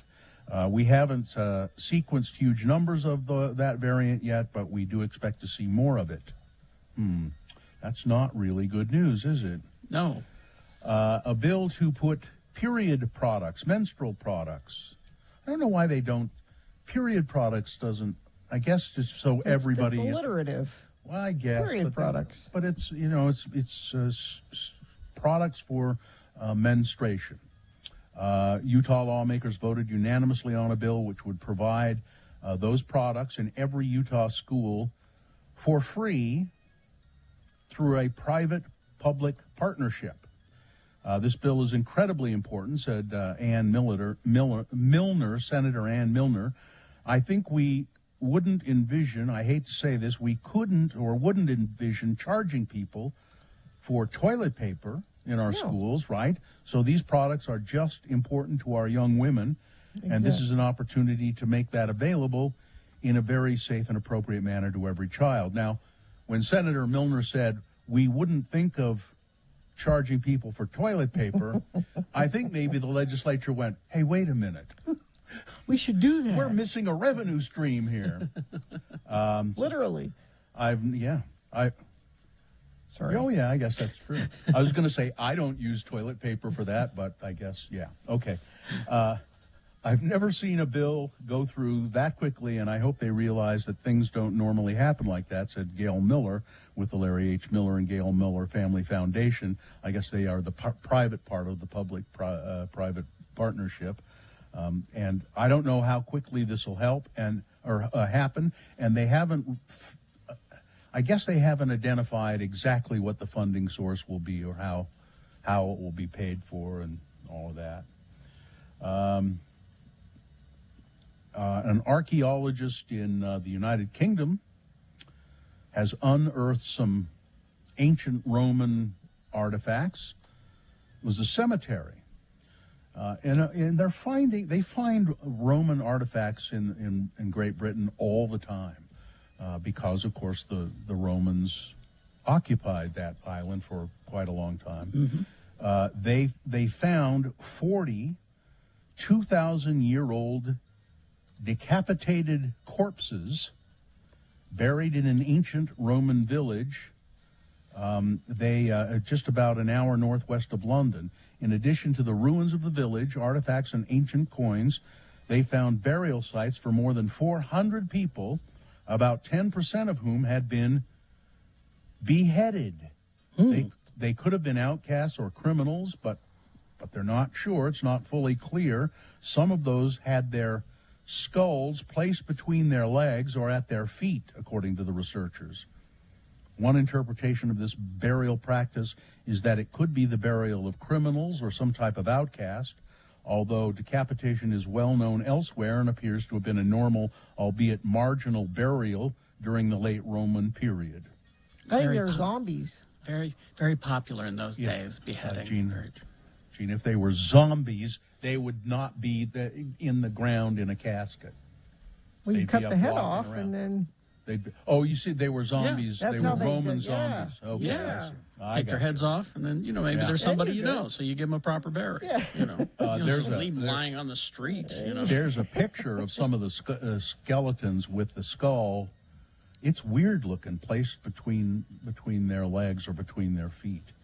And finally the most popular Valentine's Day candy by state. I saw this, and I just... Again, I don't disagree. believe it. Yeah. Surrounding states, Nevada, Starburst. But then we have Colorado, M&M's, Wyoming, M&M's, New Mexico, M&M's. There's Kit Kat and M&M's, Snickers in the Dakotas. Utah, Skittles. No. For Valentine's Day. Nobody Skittles. gives... Wait. What? Hold it. Hold it. Okay, because I know there are Valentine M&Ms. I've never heard of a Valentine Snicker. So kids at school, when they do Valentine's at school, you can buy a box of little packages of Skittles to give out to your... this is not an adult thing. This is kids giving little bags of, right? Katie's nodding. She knows what I'm talking about. It's because we have a lot of kids here. Why would they do that when we have candy hearts, the message hearts? Exactly. I reject the premise of this whole thing. Yeah. All right, weather traffic. I reject the premise of this weather because it's I've had it up to here with this warm February weather and no snow, but I'm going to have to deal with it until at least Tuesday, it looks like. We'll be hovering in the mid to upper 50s. By Monday, we could be close to 60. Tuesday night into Wednesday, that's our next chance of something happening, and it's so warm that will be rain down here in the valley, but we're hoping for snow in the mountains because that's where we need it. Traffic, we've got a minor fender bender, I-15 southbound near 9th South, and Salt Lake cars are on the left shoulder. A semi-truck lost its trailer 5600 west in the bridge over I-80. That's delaying folks going south on 5600 west. And let me refresh this and see if there's anything else I need to tell you about. See if you've sent anything. No, it seems like that's it. So not so many troubles this morning. But if you do see something, you can text it to us. 33986. For over 65 years, they've been a part of your community. The name is changing, but the commitment to you is not. Welcome to You First, YouFirstCU.com. Again, our chat room is fast. There is such a thing as a Snickers heart for Valentine's. All right. Yeah, they found it. All right, here's boner candidate number 3. Oh, come on. It's okay. I saw it on Netflix. That makes it okay, doesn't it? A motorist who was arrested for possession of a bag of magic mushrooms told police that he saw the magic mushrooms on a show on Netflix, so I wanted to try them. It's okay, right? Cops say that Christopher Singleton was driving an unregistered Ford F-150 when he was pulled over. Upon approaching the vehicle, a cop detected the smell of burnt marijuana, prompted them to ask Singleton if he had any drugs in the truck. Singleton said, yeah. I mean, I have like oil and vape stuff. And then during a search of the truck, police found a Crown Royal satchel, which is a great place to store your paraphernalia, containing First place they'll look, though. Yeah, containing 3 bags of marijuana, a tube of THC, a baggie with 3 grams of psilocybin mushrooms. Mr. Singleton said the shrooms were psilocybin mushrooms to hallucinate. He said, I saw them in a show on Netflix and I wanted to try them. Okay. Boner candidate number 3. All right, let's review the first 2 and vote. Boner candidate number 1, yelling on a scale of 9 out of 10. It's the DoorDash driver who went to a restaurant in American Fork. The restaurant said, before you pick up your order, you got to put on a mask. He refused. He started screaming. They called the cops and arrested him. Boner candidate number 2, I didn't want to lose it. Police in Orem stopped a man because his headlight was out, and they discover that he had in his wallet a decayed finger wrapped in cloth. And boner candidate number 3, come on, it's okay. I saw it on Netflix. Okay, here we go. This is round 1 of your boner voting. You've got to decide of these 3 candidates which one is the worst, which one deserves to go forward to boner fight and possibly become boner of the day. Winning here does not make it boner of the day because round 2 happens at 8:20. We do this again with 3 more candidates. We get another winner there. Both winners are then sent forward to boner fight. 9:20 is when you'll vote for boner of the day for today. And then after that, Dave the Flower Guy comes in and declares a boner of the week. All right, so let's start the process. This is round 1. Remember your candidate number, the one that you think should win. Put that single digit in the message of a text. Text that to 33986. Pretty easy to do. Or you can call the producer's booth, 877-602-9696. Use your voice to vote. Or go online, x96.com. Look for the box that says Boner Voting February 11, 2022, and vote there. All right, so here we go. This is round 1. Go. You want to open up the Batman? Do you want me to do this? Trading Yeah, cards? do it. And, Do it. Come on, do it. So this is from 1980 what? It says 1989. This is from a classic pack of Batman movie. The first, the Michael Keaton one, not the first Batman movie, but the Michael Keaton one. The real Batman. Well, yeah. From 1989. Adam West. But this is, it's not valuable because it's the second series. Okay. And so they're selling these at the comic book store at Dr. Volt's for just like $2. But these are, I thought they were reproductions because that's the new thing now. For those of us who are still fishing for our nostalgia from our childhood, they're recreating things from our childhood in the exact way, like the Star Wars action figures and Mego action figures and all that. I thought this was a reproduction when I saw it on sale. But no, really, it's original. These are from 1989, Batman trading cards, So 9 cards. That gum is how 9 old? cards, 1 sticker, and 1 stick bubble gum. That gum is, Do the math. Tell me how old this gum is. 1989, so 1990, that'd be 31 years old. 31-year-old gum. Yeah. Here we go. You're not going to do. You're going. Oh. Really? Right. Now it doesn't have that smell that gum, and it's gonna be as brittle as a piece of floor tile, No, that is okay. So the first thing we get is a sticker. Mm-hmm. It's a sticker of the Joker. Now it's an artist's rendition of Nicholson as the Joker. Okay. So all right, so there's that. And the cards, some of them are art cards. Oh. Production Cool. art cards, they use Yeah. to help frame the thing. And then the others are, Batman's public service, that there's pictures of Jack Nicholson, and there's the Batmobile parked in the Bat Cave, Mm-hmm. So it's a trading card. So it's like the old trading cards. All right, so here we go. Let's Now see. show us the gum first wanna before you see eat it, it. Does yeah. it have that white powder on it? It used to. Let's see. Okay, so there's the gum. Mm-hmm. You ready? Mm-hmm. All right, and you can see this at x96.com/live. Now, is it the size of one of the card? Oh no, it's not. You It's want- like you a wanna- stick of gum. You want a comparison? Yeah, I mean, a lot of times it was the gum in there was like the size of a card, or just slightly smaller than the whole card. That looks like a piece of Trident. Okay, you ready? Yeah. Here he goes. All right, 30-year-old gum. Oh God, It crunched. Crunchy. I think it broke my teeth. Yeah, the chat room is saying this is a bad idea, and I'm starting to agree with them. Yeah, don't eat it. Don't do any more of that. I'm just wondering if it still forms into gum. It doesn't sound like gum. It's not forming into gum. It's just staying in Just staying crumbles on your. It's staying in dry crumbles. I think you should spit it out. So like the soul leaves a body, the essence of the gum has left the gum. Mm-hmm. Yeah, No. spit it Yeah. out. Yeah, that's bad. That's too Now- bad.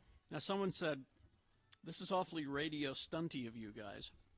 To which I say, well, that's what happens when the mayor doesn't call. So We Well, fall you could back. have had the mayor here. we were hoping to put some information out, something, that could Yeah. help you. But instead, I'm eating 30-year-old gum I because the would mayor call didn't City call. Hall and blame and blame the mayor. So let her know that she's ruining our show Mm-hmm. by not showing up. She could have been having important mayoral business. Yes. That's not our problem. Although Wow. she's now made it our problem.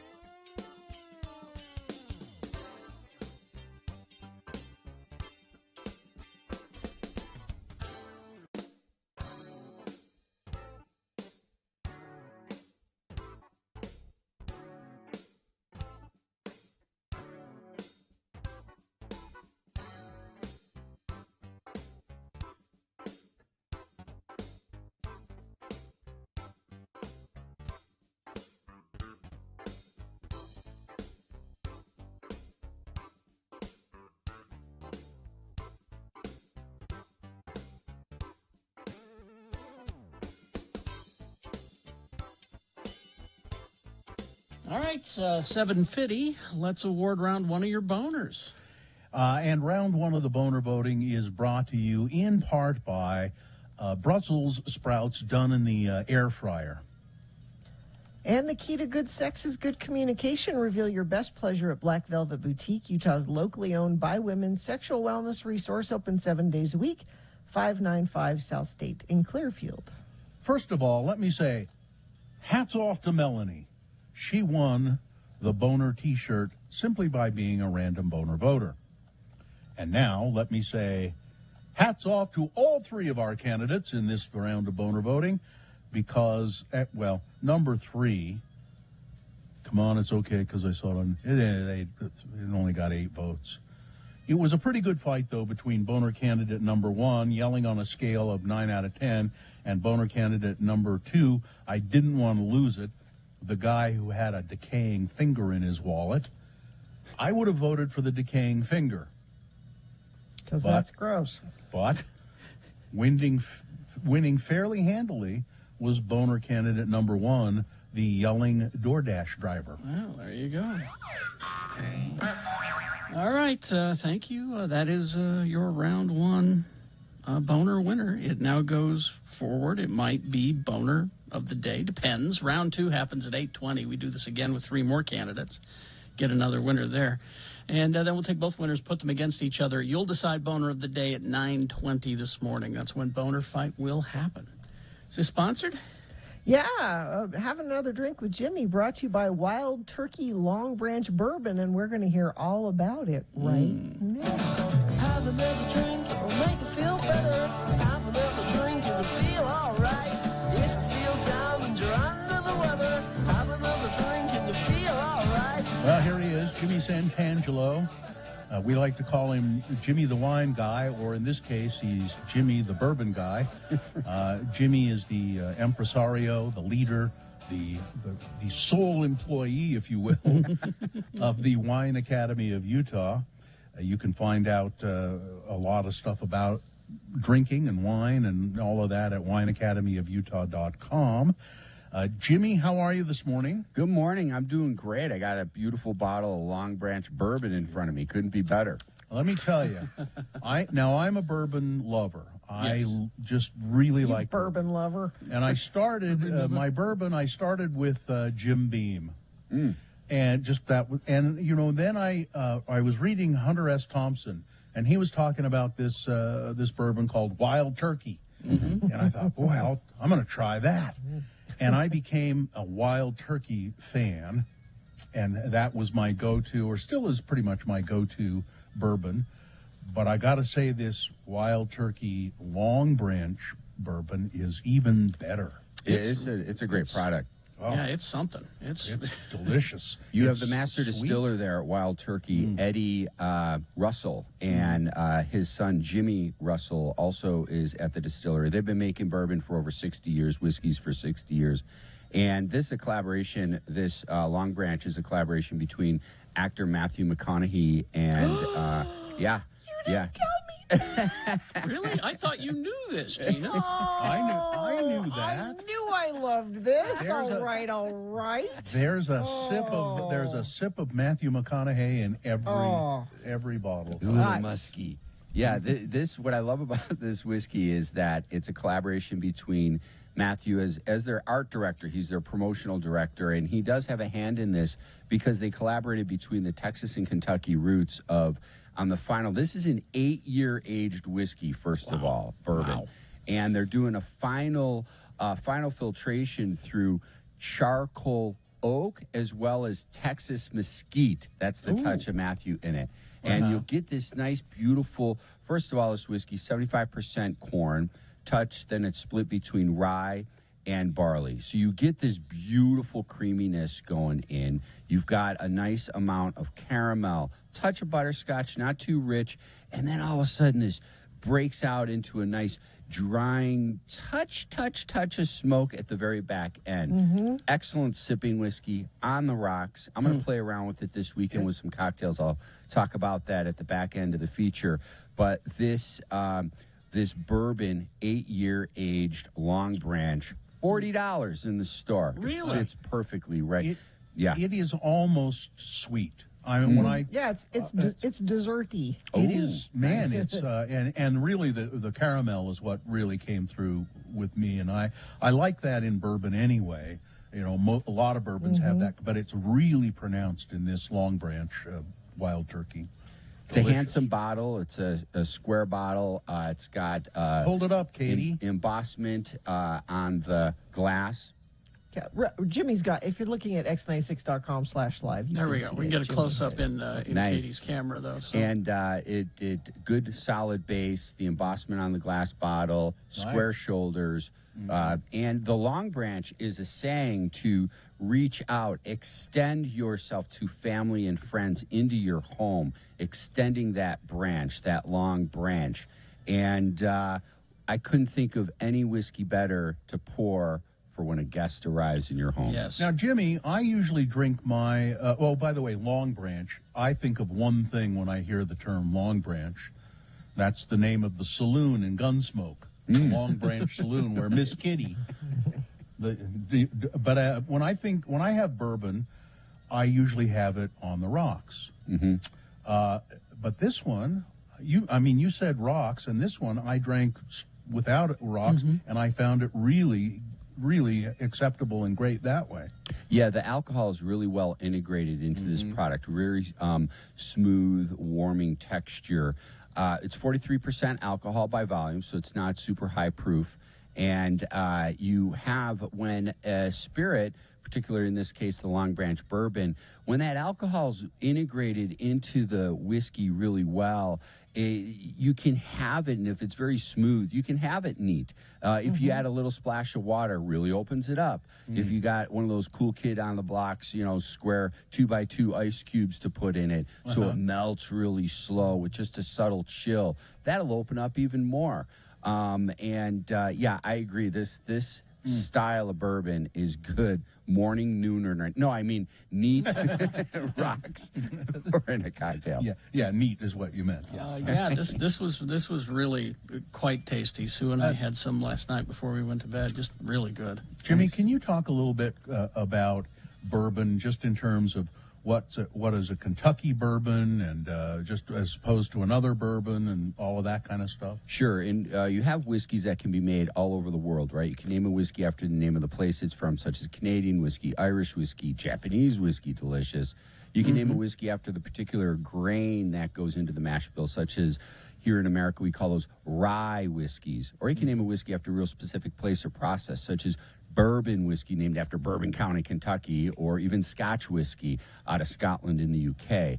Bourbon specifically, there's two requirements. You have to have, at least in the mash bill, 51% or more corn in the mash bill, so it's a blend, and you have to have the majority of corn.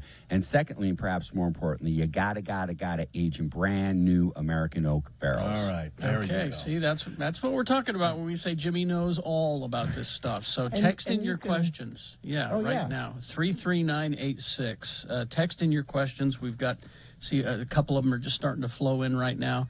So any questions you have about any sort of beverage, the history of alcohol, process, or any of those cocktails to have, wine, anything. Your Super Bowl suggestions, maybe. There you go. Yeah. All of that coming up. So 33986. Text in your questions. Traffic, please, Gina. Yeah, things seem to be moving well. All those earlier accidents and issues I was telling you about, looks like they're mostly cleared up. And maybe you're seeing something that isn't cleared up. That's a mess. Look at this mess. Who made this mess? If you see a mess, you can text us 33986 and I'll pass it along. Give the gift of experience this Valentine's Day. Buy tickets to Odyssey Dance Theater's Shut Up and Dance March 2nd through the 12th. Visit odysseydance.com for ticket information. All right. Like I said, ask your questions of Jimmy. 33986. We'll try to answer as many as we can in the next break. All right. Let's see. 33986 is where you want to text those questions into. Brooklinen.com. BROOKLINEN.com. Use the promo code X96. And you'll thank me for it, because you're going to get a discount. Valentine's Day is Monday. It might be too late for you to order for Valentine's Day, but, you probably won't get what you want for Valentine's Day. So go to brooklinen.com and treat yourself to something that is comfortable, something that will make your house cozy. They've got all of the coziest things for yourself. Brooklinen specializes in comforts you need for a little extra TLC this time of year. I mean, between the inversion and all of that, I'm not leaving the house anyway. I'm staying at home in bed in my Brooklinen sheets. In the morning, I dry myself off with my Brooklinen bathrobe. And I suggest you go to brooklinen.com, take a look at what they've got. Refresh your rest with the essentials of comfort from Brooklinen. Go to brooklinen.com, use the promo code X96. You'll get $20 off with a minimum purchase of $100. BROOKLINEN.com. Enter the promo code X96, $20 off with a minimum purchase of $100. That's brooklinen.com and the promo code X96.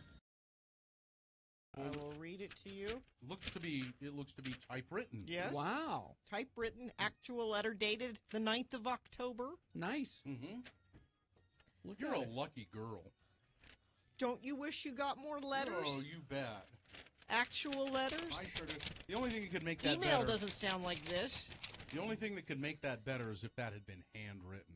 That's true. Oh, that would have been really special. Gina, I would ask you to think about a time before cell phones, blogs, Facebooks, and Twittering. Back a time when people actually wrote letters. A simpler time. Yeah. We raised our kids in the physical world. Yeah. We threw our money away on frivolously silly things. We pursued tangible hobbies, or at least had fun playing.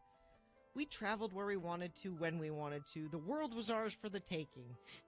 And we had meaningful conversations with people who were important to us, either face-to-face or on the telephone. Is this from your first boyfriend? No. Those people, if they judged us at all, were polite enough to do so in a way that led to improvement. Okay. What has changed? Nothing, of course, but the perception is now that we have to record or display every aspect of our lives and activities and do it as quickly as possible. Twitter. Does it really matter if you learn that someone took our kids to the park last Tuesday? No. Are a million meaningless opinions any better than a few well-considered ones? No. Must you change your life to fit into the false standard propagated by people you don't even know? No. Of course not. The most dangerous trap to fall into is trying to be someone you're not, for whatever reason. For the love of all things irrational, Gina, just be yourself. It's what makes life worth living. Stop twittering. Sincerely, Martin Noonzert. P.S. Your bio on the X96 website is not up to date. As I like to say, any clod can have the facts, but having an opinion is an art. I guess I need to update my bio. You know, you should scan that letter and put it on our website. Yeah. I should blog and Twitter about this letter. Tweet. A blog and Twitter. Tweet. I'm sorry. Mm-hmm. If you use Twitter, you tweet. You tweet. Why can't I Twitter it? That's something that you should do in the privacy of your own bedroom. Okay. It's true. When your husband's out of town. Some more letters. I want more actual letters sent through the mail. Well, give your address. 515 South 7th East, Suite 1C, Salt Lake City, Utah, 84102. If they're handwritten, it's even better. Or even better, if they're words cut out of magazines and pasted onto it. That's great. Let me just say this to people writing letters to Gina. You may write them. You won't get them. She will. No. You're not going to take the time to return them. No. Yeah, email's a lot easier to answer. And Yeah. But go ahead, send her letters. Try not to use words like nonplussed. I know nonplussed. Now you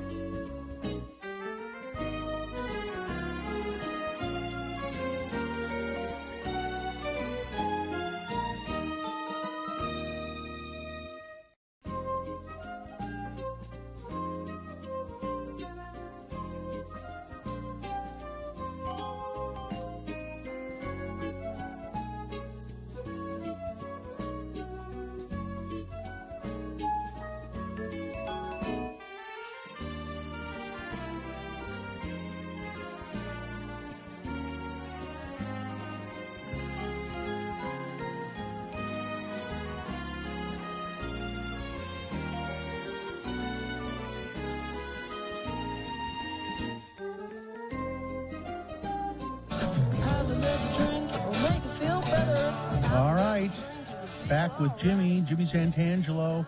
The Wine Academy of Utah is his baby. It's where he lives and has all kinds of information. If you go to the wineacademyofutah.com, and Jimmy he knows his stuff. So he can answer questions about anything that you want to know. And people have been texting questions in. So you ready, Jimmy? Yeah, let's go for it. And it's funny how many, because we were talking about whiskeys and bourbons, so many questions about bourbons and whiskeys. Here's one, and clearly you didn't listen to the previous segment. I keep trying to like bourbons and whiskeys and haven't been successful. Any suggestions for a drink that may hook me? Well, I think this one that we're featuring today, Long Branch, it's got that smoothness. See, whiskeys can be harsh. They're high alcohol. It's not for the faint-hearted. I recommend tasting it neat on its own, then adding just a couple drops of water, literally a few drops of water. Maybe if you need to measure it, a quarter ounce. And you add that into 1 ounce to 2 ounces of whiskey, and you'll notice that it opens up. It makes the whiskey more approachable. But give Long Branch a try. Okay. I want to make a hot cocktail, preferably with hot chocolate, for my backpacking trip with my wife Valentine's weekend. What do you suggest? This is very specific. Nice. So first off, warm your hot chocolate separately from your whiskey. You don't want to incorporate your spirit into what you're about to boil. And then second, use a lighter style whiskey, or if you want to do something spicy to add to your whiskey, locally we have Water Pocket Distillery. Their Campfire Cordial. It's a rockin' bourbon, sweetened, spiced with date, raisin, and prune. And it's got this off-dry caramelization that would just be thrilling with that hot chocolate. My favorite thing to add to hot chocolate is peppermint schnapps myself, but that's a little tasty thing. Let's see. I'm a fairly new drinker. I tend to enjoy slightly flavored vodkas and more. What do you suggest for drinking straight?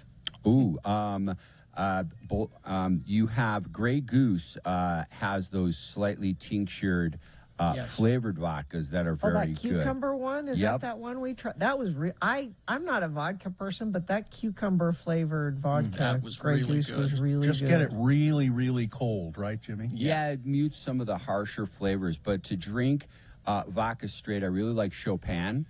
Chopin I use as it's a wheat base. They also have other vodkas can be made with rye, wheat, potato, basically any fermentable sugar based material. You can have a grape based vodka. But my point is that if you have a rye, it's going to be a little more harsh. It's going to be a little bit more flavorful. If you want something very smooth to drink, look for potato based and or wheat based vodkas.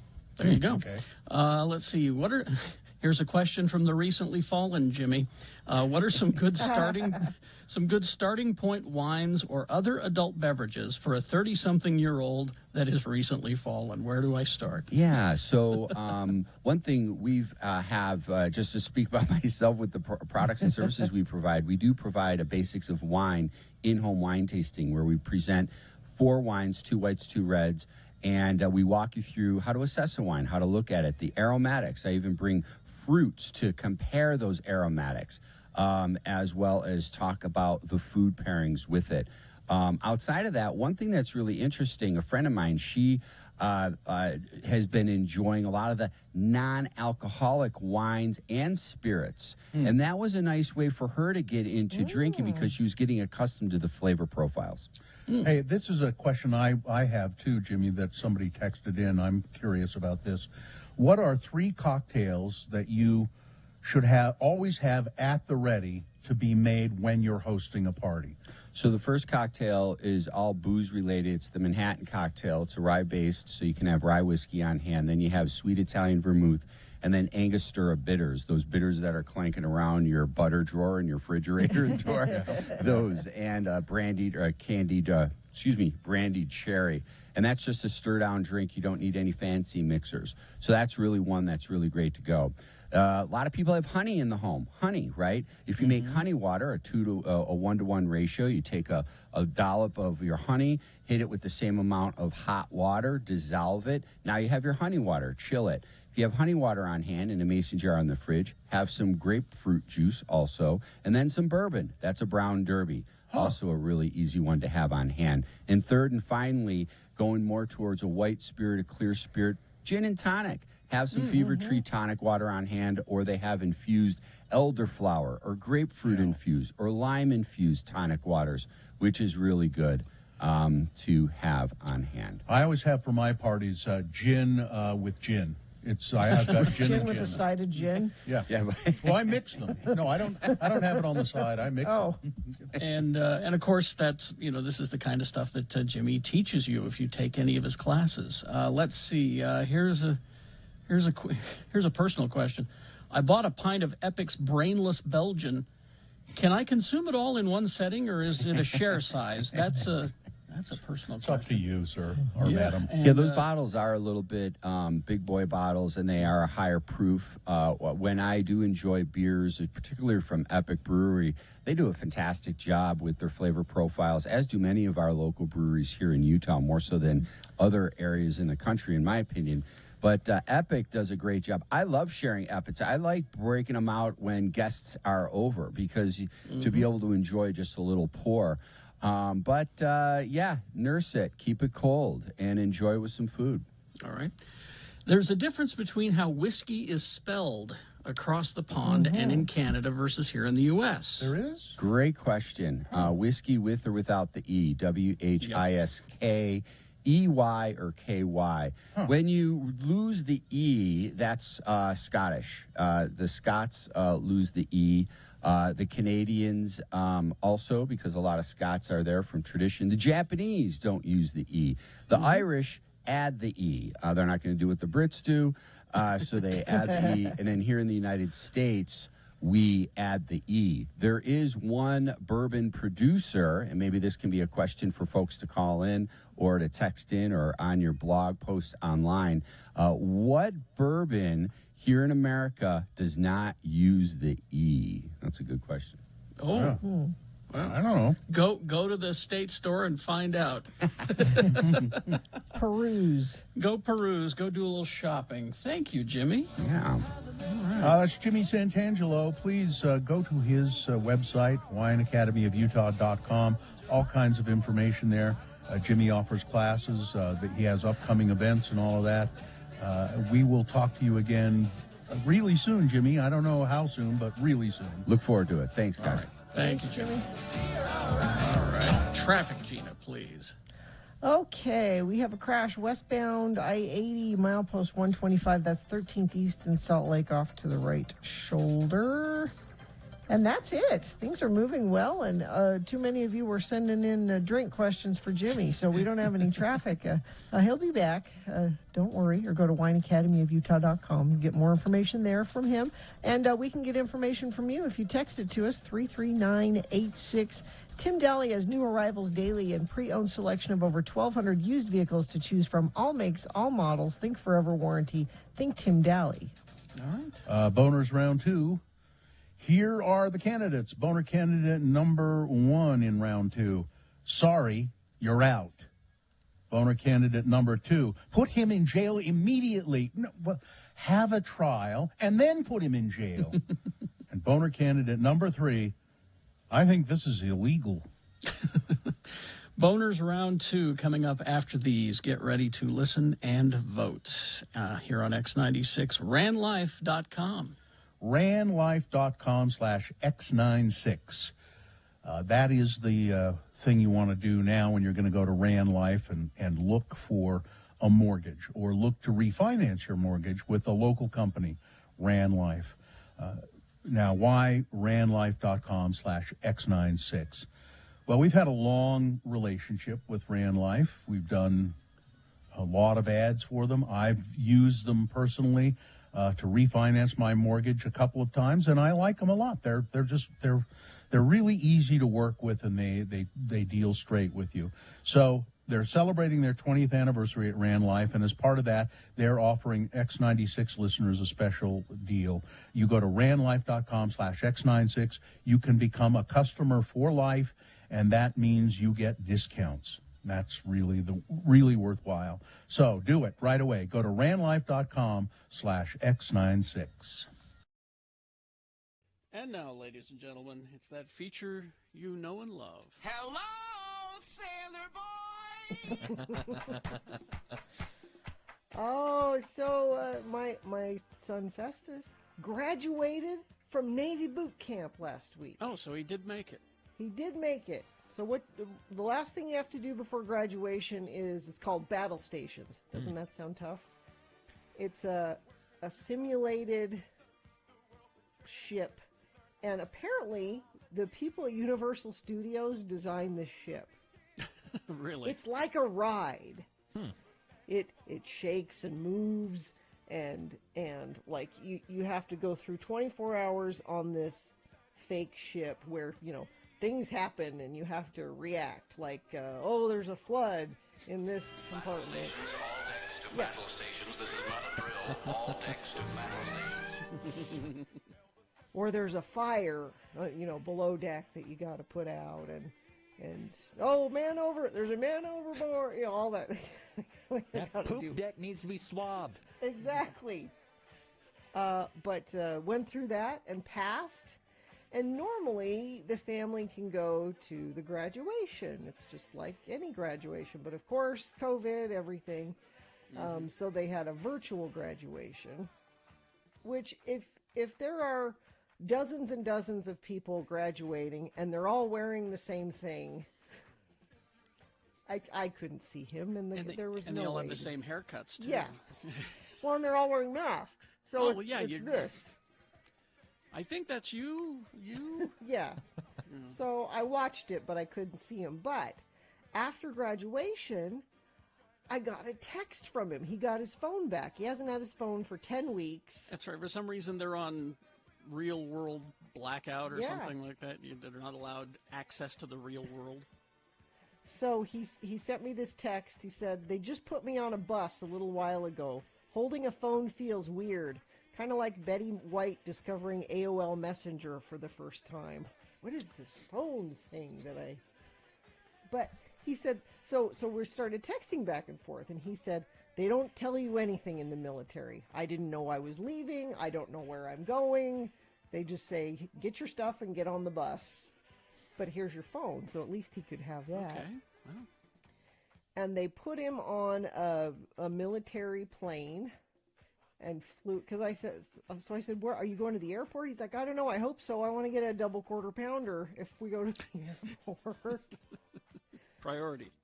But they didn't. It's all military. And so all along we've been thinking, once he gets to, it's called A school. And it's like college. He's going to medic school. It's school from 8 to 4, and it's college. He lives in a dorm, that kind of thing. But we thought, we can maybe go visit him while he's there, because he's going to be there for 10 months. And his wife is supposed to leave this week to go look for an apartment close by base, because in regular times he could go off base and like go to dinner with her or whatever, and on the weekends he could go stay with her during the weekends. Not now. None of that. Nope. He cannot leave the base for 10 months. Wow. Now she, because she has a military ID, can come on base and visit him. She can't stay there with him, but they screen you. But he is not allowed to leave. There's no liberty. There's no. So now, this is 10 months. I am hopeful that this COVID thing will be much better in less than 10 months. But potentially, I could not be in the same room with him for 10 months. Wow. Is that crazy? I don't care for that. But on the other hand, I'm glad they're trying to be safe and that they have restrictions like that. It's kind of like when we were talking to Amy Donaldson earlier, and she was talking about how in the NBA they have their bubble and they had to stay there and everything. But the NFL, they come and go, and this is a military bubble. Well, I guess you'll have to get used to seeing him on Zoom, I suppose. Well, so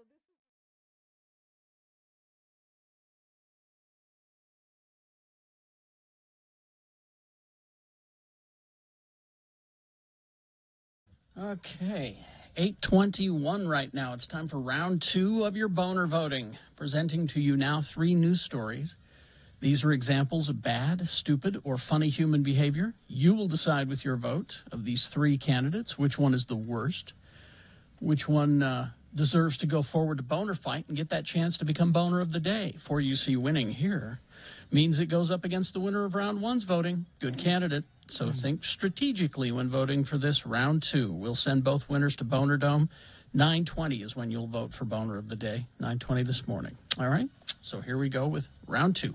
2 candidates now, a third coming up in a bit. Once you've heard all 3, then you'll vote, and one of you lucky random boner voters will receive tickets to see the Lumineers at the Maverick Center on July 20th. You can find out more information about that show by going to x96.com.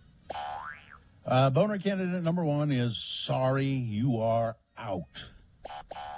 Young woman receiving voice therapy at Brigham Young University for more than a year. But as of this week, BYU is refusing to serve her. Why?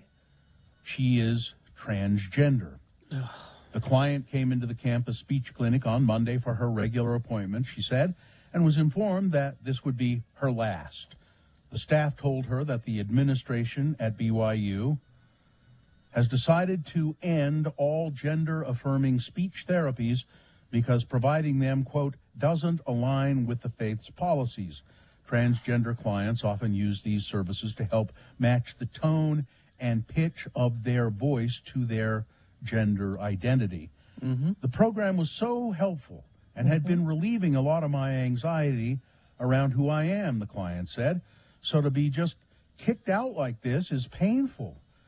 The Salt Lake Tribune has agreed not to name the client, who remains a student at BYU. She's afraid that there will be further repercussions for speaking out about being transgender.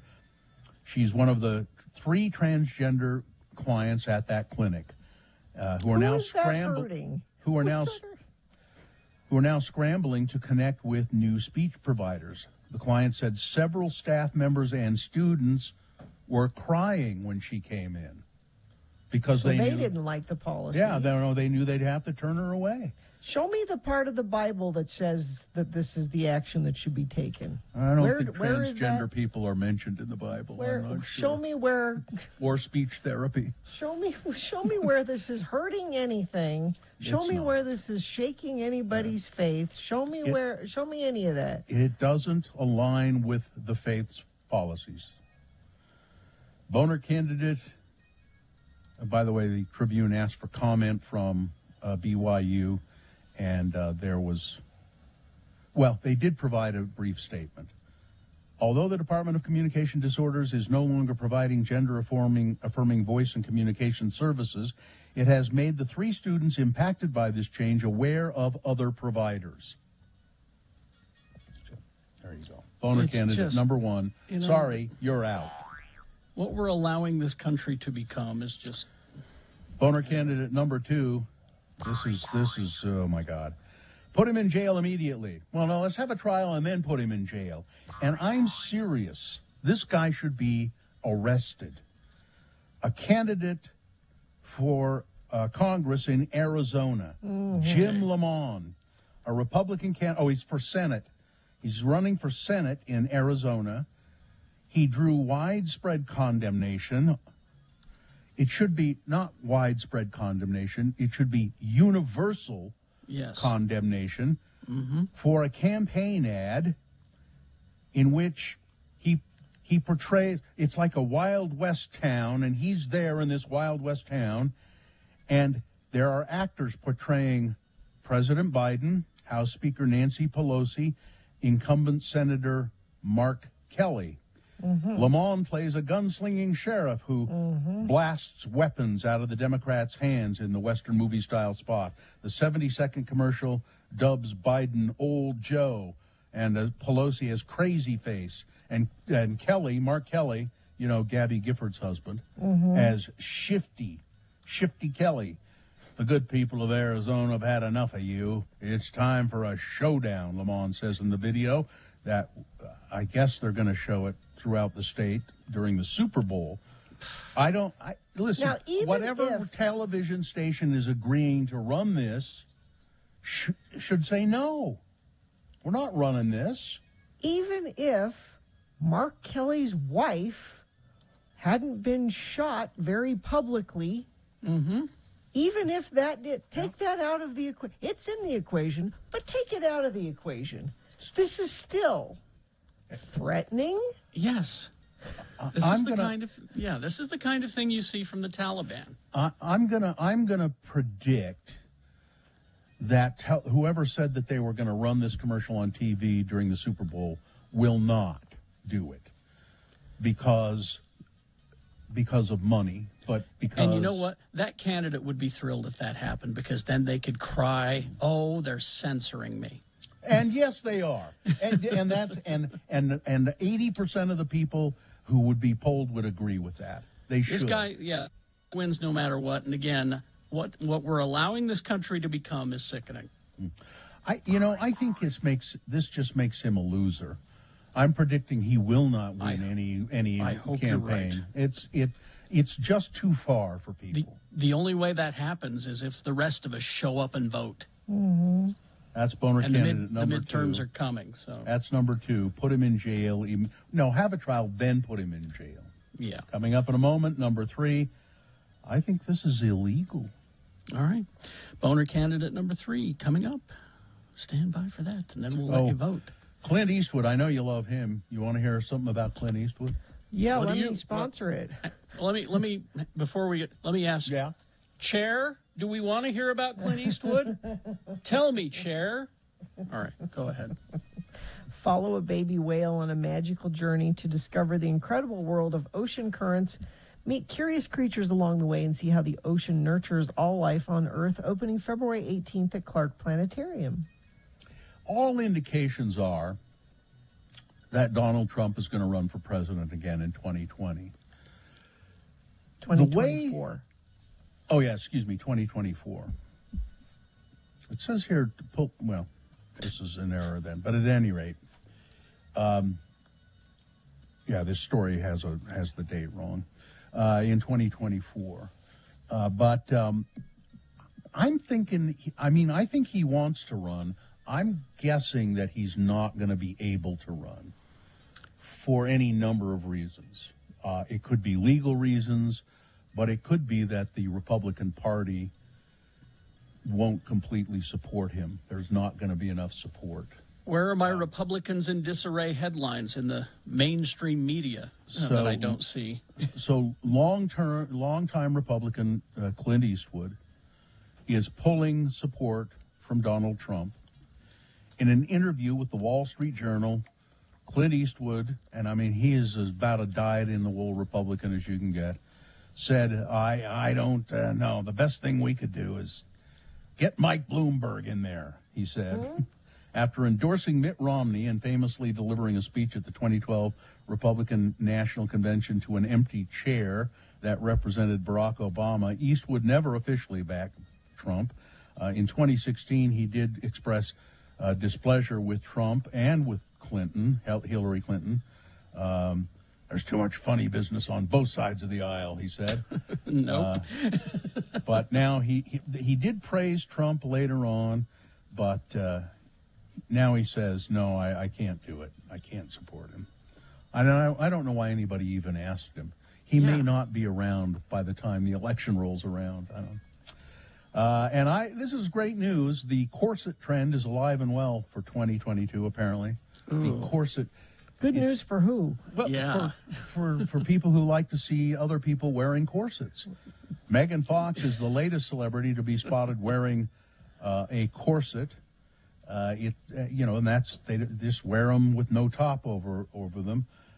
She was at Jimmy Choo's the other night, a Jimmy Choo and Mugler party to celebrate the brand's newly launched collaboration in Los Angeles, and she was wearing a full-on black look from Mugler, a sheer corset top.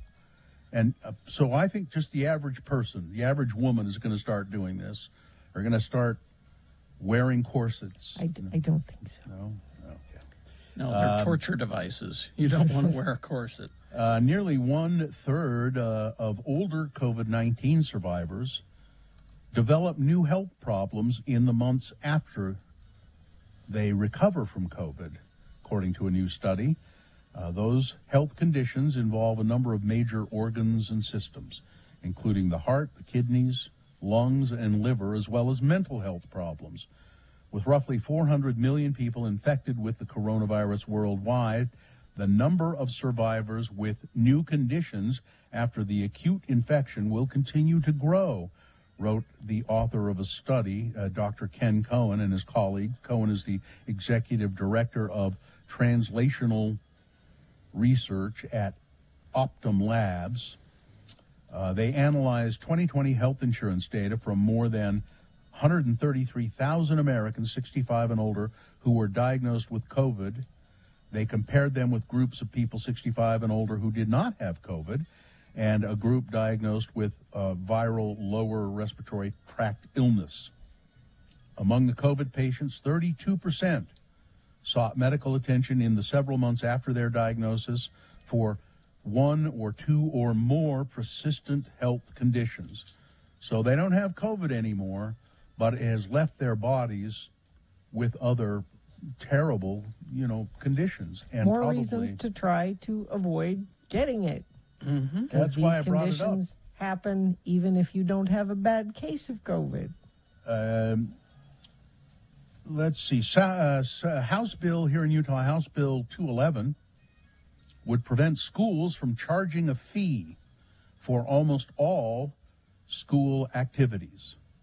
That's according to the sponsor of the bill, Adam Robertson of Provo. Now, when I was going to school, I don't think that, there were hardly any fees, extracurricular fees. If you were in, elementary, junior, or high school, and you wanted to be in the chess club, or you wanted to be in drama and do plays, that was part of what you got. You got to do it. Then they started charging fees for it because they needed more money for education because there wasn't enough money provided by public funding. Because the legislature hates public education. Yeah, and I don't know, Gina, by the time you were going to school, well, you were at a private school, so it's different. It was different. Public school, do you remember fees at all, Carrie? I remember when we would do plays, we had to pony up money to the Samuel French Company. Yeah. And see, when to I buy the was, rights. yeah, to buy the rights to use for the scripts. Yeah. Now, when I was in school doing plays, and it was Samuel French, we'd just be doing a play, and the teacher would hand us out scripts. The school paid for them. Mm-hmm. We all had to, and I can't remember the amount that we had to, but I had to find that money somewhere. Yeah. Well, they say it's shocking for parents now. Particularly from out-of-state parents when they come to Utah. The first day of school, they have this huge bill. It can be hundreds of dollars per student. Now they're trying to eliminate as many of those as they can with this bill. We'll here's a texter. Regular school fees just to register my high schooler this year, $263. For my daughter to play lacrosse, $415. Jeez. Yeah, it's sports. I don't know if you're a senior. There's a bunch of graduation fees and things you have to I had to pay for theater. I had to pay for orchestra. I had to pay for running club. I remember I had to rent my viola for orchestra. Yeah. I think we had to do that kind of thing too. And you had to pay. You had to put a deposit down on your cap and gown, which they would give you back if you returned your cap and gown without stains on it. Needless to say, I didn't get my money back. And finally, this. Remember the Beanie Babies? Mm-hmm. You remember people collecting Beanie Babies? Oh, they're going to retire on their Beanie Baby money. Well, there are 20 Beanie Babies that will net you quite a bit of money if you still happen to have them. Can I guess one? Yeah. The Princess Diana bear? Yes. Because I have one. Yep. Katie, you can retire with your Princess Diana What bear. would you guys do without me, though? That's true. The Princess Diana bear is worth $660,000 on eBay. Whoa. You may want to That's get the- in on that, Katie. Yeah, That's Katie. the going price. Would you? Now, I saw that list, and I have one of those as well. Which one do you have? The turkey one. I think you and Katie should sell your Beanie Babies and see how much money you get. Did you check how much it was worth, Carrie? I'm looking I did for it here. not. Let me look it up The here. turkey one. I'm seeing Hope and Britannia. Why was it a turkey? I It mean, was what- just it was a turkey. I got it for Thanksgiving decorations. Oh, you know? so it was a Thanksgiving special. Okay. Yeah. Oh, here it is. Gobbles the turkey. Gobbles the turkey. Gobbles the turkey. I don't know. It doesn't say here. Hang on, I'm looking it up here. Gobbles the turkey. I'm just still stuck on Katie having a $600,000 Beanie Baby. $660,000. What kind of security system do you have at your apartment, Katie? Gobbles. It's not at the apartment. That's the okay, thing. Good. See- It's in a safe deposit box at the bank. Yeah, see, my Nice. gobbles isn't worth a thing because it has to be the rare with tag, tag errors, and it has to be PVC pellets. So what if you have the tag on it and all of that stuff? If you have the one with tag with errors, you can get almost $5,000. So the people who were saving Beanie Babies, maybe they had something there. So anyway, that's it. All right. Go to Boner candidate number 3. Oh, no, sports, weather, traffic. Go Oh, ahead. okay. So Carrie likes to watch the Puppy Bowl during the Super Bowl, and actually, you should go to Carrie's Twitter feed if you want. If you haven't yet made your bets for the Super Bowl on Sunday. Hudson is a well-known prognosticator in the world of sports. It's a dog. He's selected your Super Bowl winner, which the odds keep changing. It's the Rams are still odds-on favorite to win, not only from Hudson but from the bookmakers. But it's the margins are getting smaller and smaller. That means Cincinnati's going to win because they've been the underdog. They're always the underdog. They like that. But you're in LA. It's a home field advantage. Cincinnati all all that the stuff. way. But the Puppy Bowl, Carrie, they're a special guest star at the Puppy Bowl this year. Yes. It's very exciting. Commander, the POTUS pup, Commander. Now, this is the one that bites people, right? No, this No. is the new Okay. puppy. All Remember right. they just got a new puppy? That's right. Yeah, they He had to will put be, the other one down. No, they did not. Major. Nobody talks about Major anymore. Yeah. We never had a dog called Major, said the Bidens. But so be watching the Puppy Bowl. You'll see a special celebrity puppy Commander at the Puppy Bowl. Oh, that's your sports. Weather is not great. Maybe Tuesday evening into Wednesday, we get a slight chance of rain/snow.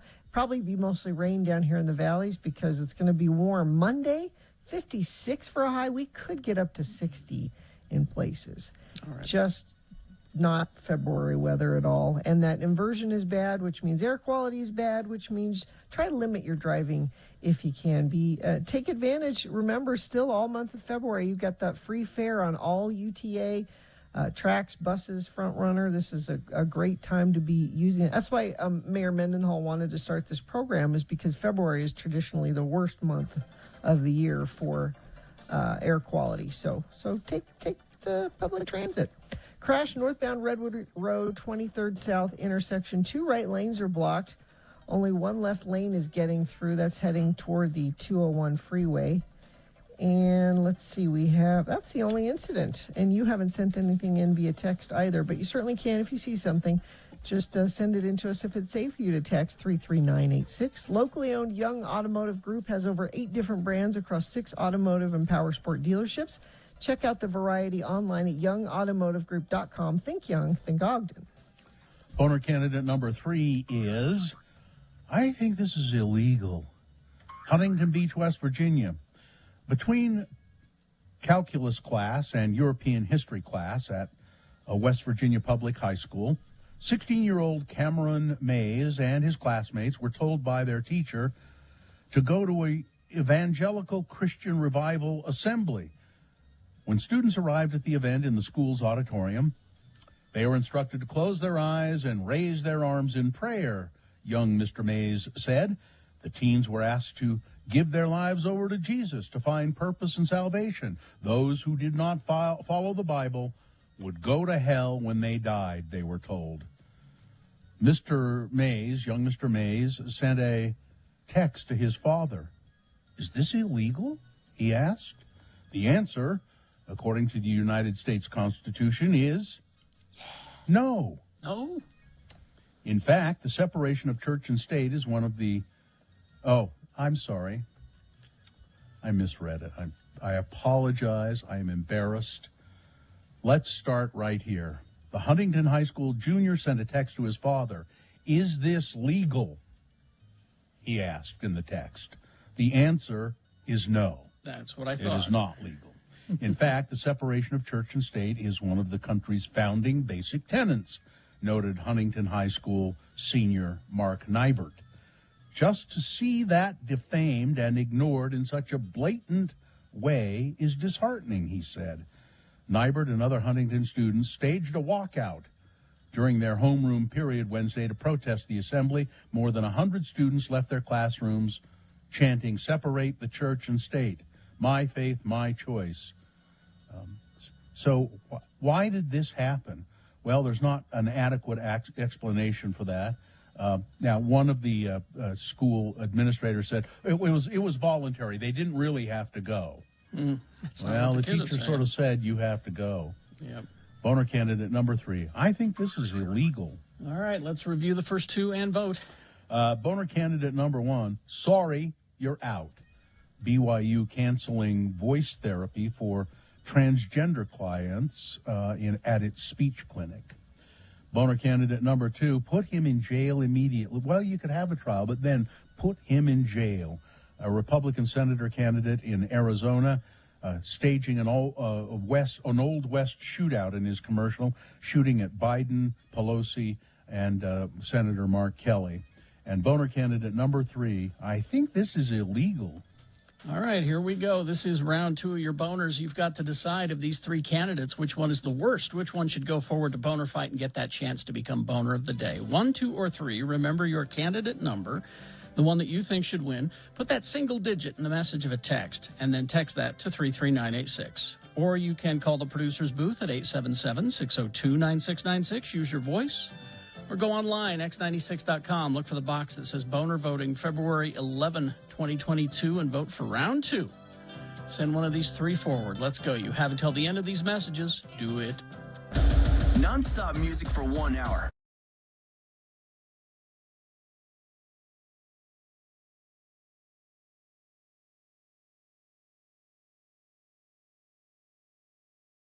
From celebrities to moms right here in Utah, more and more women are consuming their placentas in pill form. Don't do that. Listen, I want you to hear Okay, these. Okay, wait, don't go on.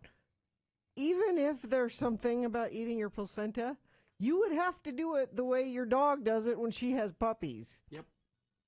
If there's anything to it, drying it out and putting it in a pill kills whatever good thing you think it does. Medical expert Gina Barberi, listen to the testimonies of these women, All Gina. right.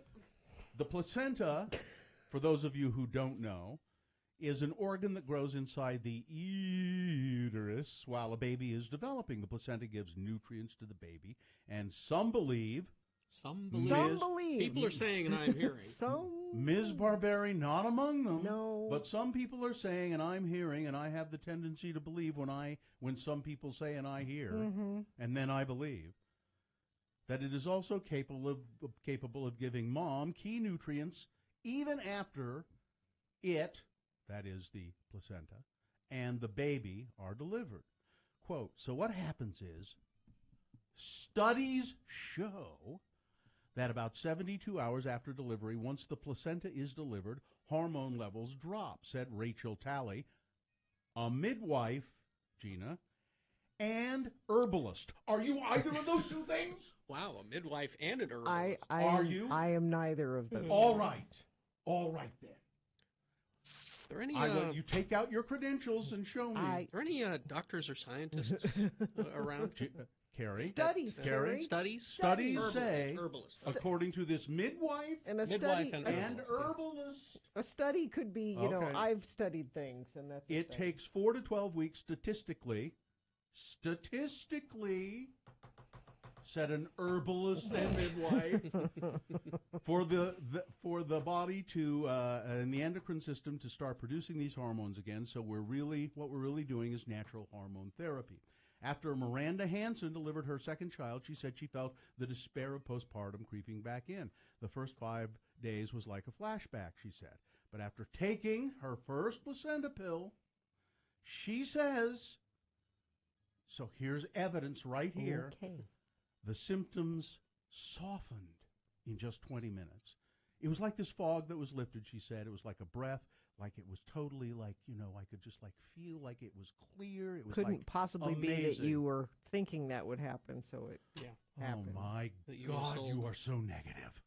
Miranda says she bonded with her baby, got back on her feet quicker, and dropped her baby weight faster after taking the pills. Other moms, like Melinda Dratchell, also weighed in. I'm a big fan of Western, you know, like modern medicine, she said.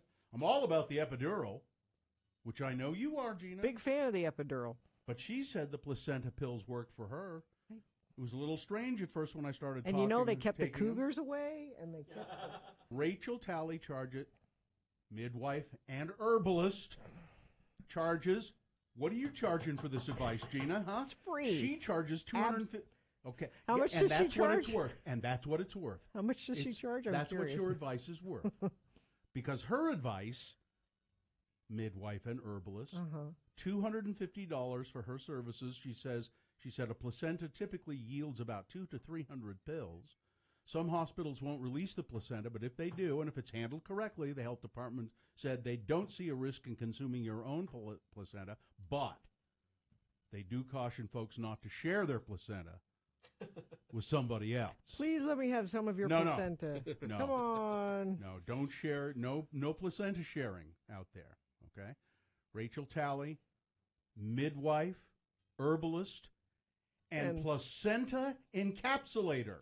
And making money off of it. She is. Wait, that couldn't possibly have anything to do. She is a placenta encapsulator as well. A placebo encapsulator. Yeah.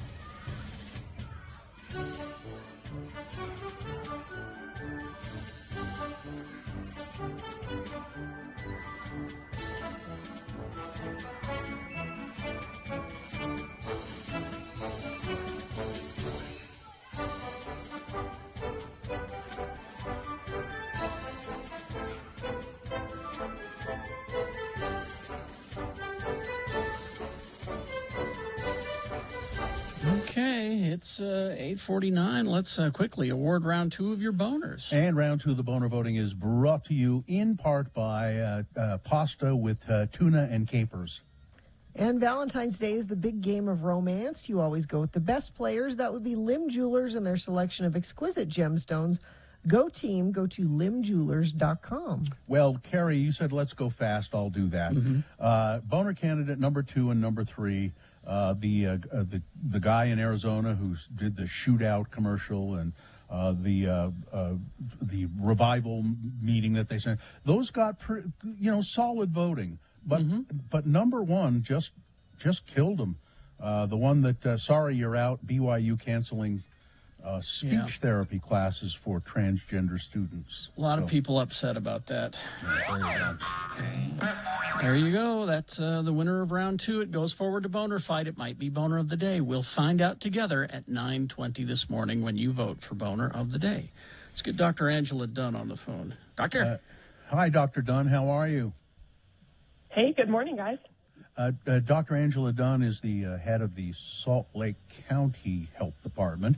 And it's in kind of an encouraging sign, perhaps, I think, Dr. Dunn, that one of the main things you want to talk about today is sexually transmitted diseases rather than COVID. Is that encouraging in a way?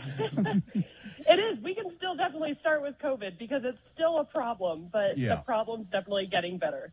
Okay. What about, I know you want to talk about vaccines for kids. Yeah, what's super exciting is that the FDA approved the COVID vaccine for 6 months to 4-year-olds, and we have already placed our first order, and we'll get them on the 21st to start vaccinating kids on the 22nd. So all of our Salt Lake County Health Department vaccine locations will have this 6 month to 4-year-old dose, and we really are excited to get those kiddos protected.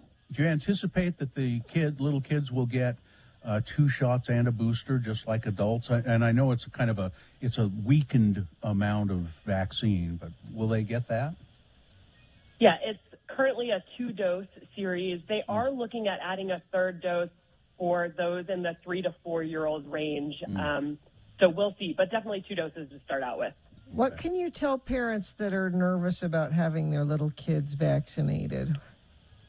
Yeah, I definitely understand that. And so it's something that I think, once again, we're asking parents to trust the science and the organizations that are responsible for making sure these vaccines are safe. They've been tested and tried in thousands and thousands of kids throughout the U.S., and they've luckily and thankfully had very little side effects, and most of them mild, right? Like a sore arm or maybe a slight fever.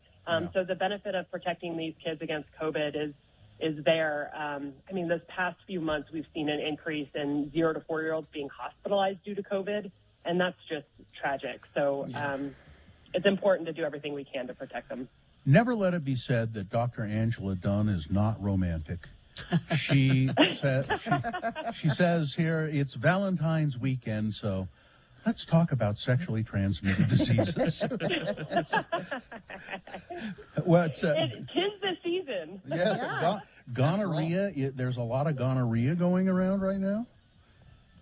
Yeah, we actually, surprisingly, as a state, have had pretty high gonorrhea rates for a really long time. And what's concerning is that men typically don't have any symptoms.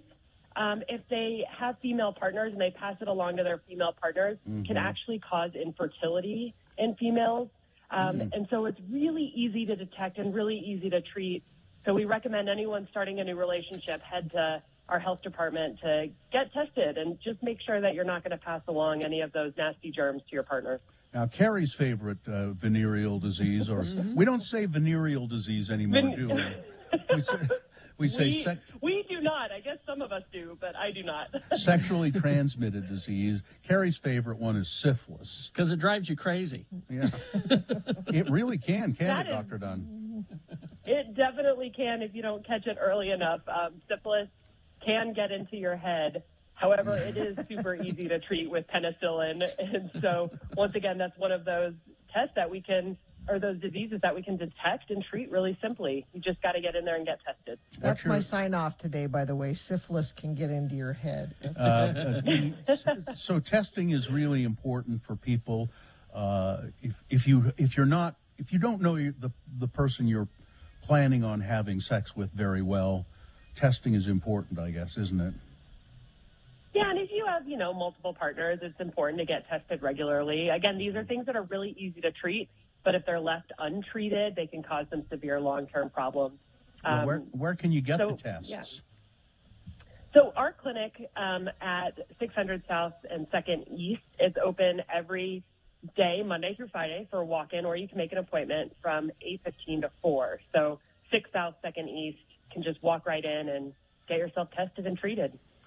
I see it says here in the notes you provided that HIV tests are free. Are the others free? They are all free. Yep, All and we don't even ask your name or where you live. It's completely anonymous.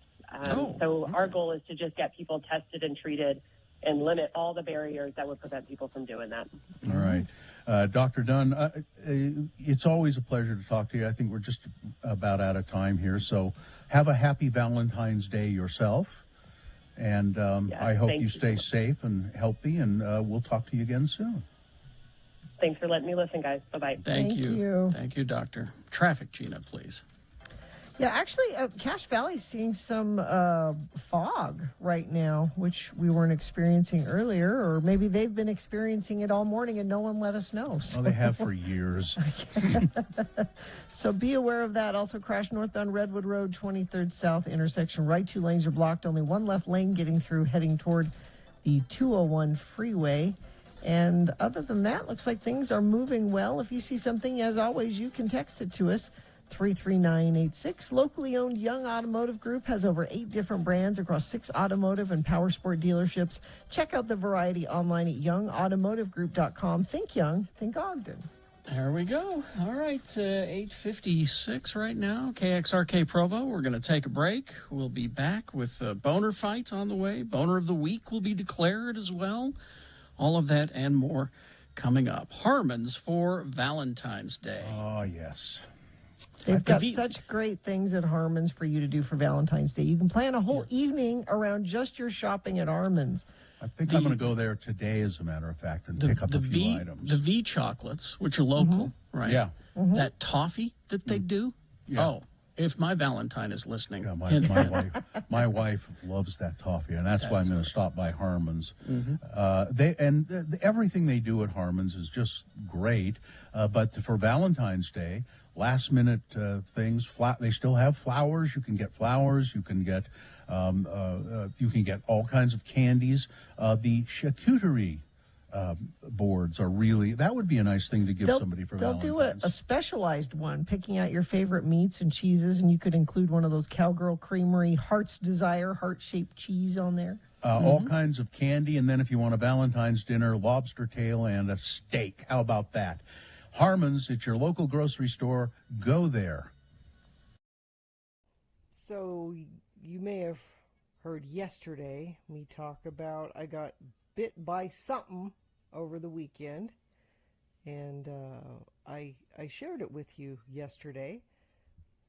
It was on your ankle. It was on my ankle, and I sent some pictures to Katie. I don't know if she can put those up, but if you follow me on Twitter at RFHGina, you can watch the progression of the injury. It got ugly. It got really ugly. Yeah, so yesterday it was like a little, I don't know. It was just a blister. A blister. And I actually showed it to our good friend Dr. Cobble, and he said, yeah, you should be all right. You could just, pop it, put some Neosporin on it, cover it with a bandage. You're probably all right, which I did. Yeah. I was brave. I got hydrogen peroxide. I got Neosporin. I did the whole thing, and I covered it with a bandage, and I said, well, I'll check it later. But it hurt, like throbbing pain. Yeah, that's a bad sign. So a couple hours later, I took it off, and it had gotten much worse, which I posted a picture of that on my Twitter as well. And it was oozy and a weird color, and it hurt. And so after much discussion and tweeting about it, because that's what you should really do, is tweet about it, I did, and I talked to my husband about it, and he said, I think you probably should go to the Instacare. This has gotten worse, not better. Let me know how it goes, babe. Yeah. You need a ride and home? I was a little nervous to go to the Instacare. So I went to the one on 4th South. And, Bill, is that the one where you went to get your COVID test? No, that was in a parking lot at a church. Yeah, this was. But they do a lot of COVID testing there. But it was closed. So all the COVID tents were there, but it was closed, which is weird. 9th East? 4th South, and right there. And so I go into the Instacare, and there's nobody there. And I'm thinking, gosh, is it closed? Nope, there was a lady. What time of the day was this? Yesterday. What time of the day? Oh, like 5 o'clock. Huh. And they They checked me in and said, go wait over there. And I said, okay, this is so fun. Because I was nervous about going. Mm-hmm. And while I was sitting there waiting, these 5 girls come in together. They all had masks on. And one of them goes up to the counter and she says, yes, I think I have a fever and I'm having a hard time breathing. And, she's listing all the COVID symptoms. I'm like, awesome. Now I'm in a waiting room with her. But why are these 4 other girls with her? You needed an entourage to and they're come not to supposed the to do that. instigator? They're supposed to go to the stations outside. Yeah. Well, they were closed. Oh. The stations outside were closed. But why do we need all these people in here? But they took me back, and I said, can you tell what this is that bit me by looking at it? Mm-hmm. And the doctor said, it's infected now. I can't tell what it was. Mm-hmm. But we can clean it out for you, give you an antibiotic, and then we're going to test the pus and see what kind of pus it is. Pus test. Pus test. Pus test. And he said, in order to clean it up, we're going to de-roof it, which is exactly what it sounds like. Mm-hmm. They cut the top off of it Mm-hmm. and let it ooze out. Mm-hmm. And then they gave me a bunch of stuff at home where I am supposed to change the bandages and clean it up. And I don't have to de-roof it. That's already been done. Well, they say you're going to be okay. I mean, yeah, they put me on a pretty strong antibiotic, and he said, we'll get back to you with exactly what, it could be a staph infection, it could be MRSA, it could be who knows what. Will they be able to tell you what bit you, do you think? Nope, and that's No. the frustrating thing. Damn. He said that's the big question. I'm looking here. It says de-roof. The definition of de-roof is to remove the top from a building. So that's how big the pustule got. It was the size of a building. It also means to remove tissue from a wound. It did look big, and it did look ooey gooey. It was so gross. It was dripping at one point. I thought I saw. Yep. Yeah. Oh, here's the question. If you're taking the antibiotic, can you have wine? Are you saying there's a chance I can't have wine? Yeah, there's a chance because sometimes they say with some medications. Oh, man. That's just those doctors that don't want you to. Kerry Jackson, Bill Allred, Gina Barberi, Radio from Hell on X96. Well, yeah, excuse me because I... It's called... Hello!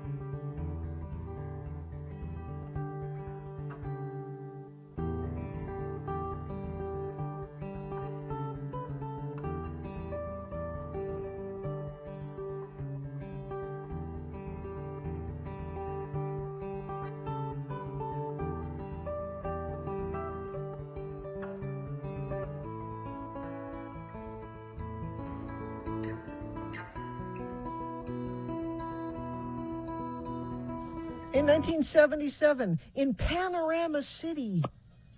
It's the beautiful view Where is- there in Panorama Yeah, City. where It's is in that? L.A. It's Okay. Mike Shinoda was born. Mike Shinoda. We let Katie pick because Lincoln Park's her favorite. So. Got a really complimentary email this morning. Are you sure? I don't know if you guys saw it. It's only 3 or 4 lines. Really, what a compliment. It's an email titled, "So, how's it working for you?" Want to hear it? Okay. How do you expect people to take serious? I think it means take you seriously. How do you expect people to take serious? Your show is toilet. I kind of like that. You complain all the time. You three have no real personalities, and there's no real viable future for you. Your rinky-dink gimmick radio gig. So I don't get it. How are you still around and breathing? Enjoy your day. I think Well, that that's last part was nice. sarcasm, Bill. I think that was. I don't know. That was pretty nasty. Huh? Pretty pointed. Yeah, there you but go. if you hate us, go ahead. Let us know. Be sure to I'm send fine those with that. to hate mail at x96.com. That's our special place for that. Any hate mail, we're fine. We don't have an email box that's letters of praise at x96.com or Maybe we should. We love you at x. We just hate mail. Mm-hmm. Yeah, here. Whoever's capable of doing something like that is disgusting. That email is signed, but I'm not going to read the name. I made the mistake of eating pretzels just now Why was that a mistake? because I don't have a drink. I love pretzels. I need some pretzels. Look, one of the first rule of a bag of pretzels Yeah? is you don't have them unless you have a beverage nearby. You know what I like? Pretzels and milk. Isn't that weird? Yeah, really? Yeah, a glass of milk and pretzels. It's delicious. Those V chocolates that we were just talking about, they have little pretzel bites with caramel and Mhm. sea salt. Yeah.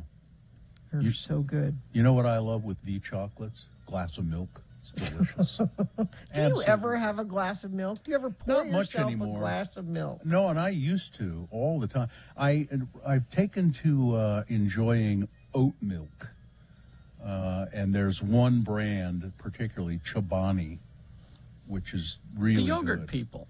Yeah, yeah. Really, the yogurt people. That's a pretty interesting story. Those guys, they're up in Idaho,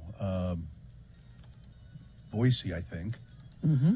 But it's a guy who's an immigrant from Iran, Afghanistan, someplace like that, and started this yogurt company. And they give back to the community, just all kinds of money. They sponsor public works, and they're a very charitable company and very successful. They've become very successful. But when you have the oat milk, Yeah. you pour a glass of oat milk? Yeah, the Chobani is. It doesn't taste like milk, but what it is very tasty. Mm. It's milk adjacent, I would say, but it's very creamy and good. The owner of Chobani, gosh, he's only 49 years old. He's Turkish. And has just a great American success story. Turkish in Idaho? Yeah. How Good did luck, that buddy. happen?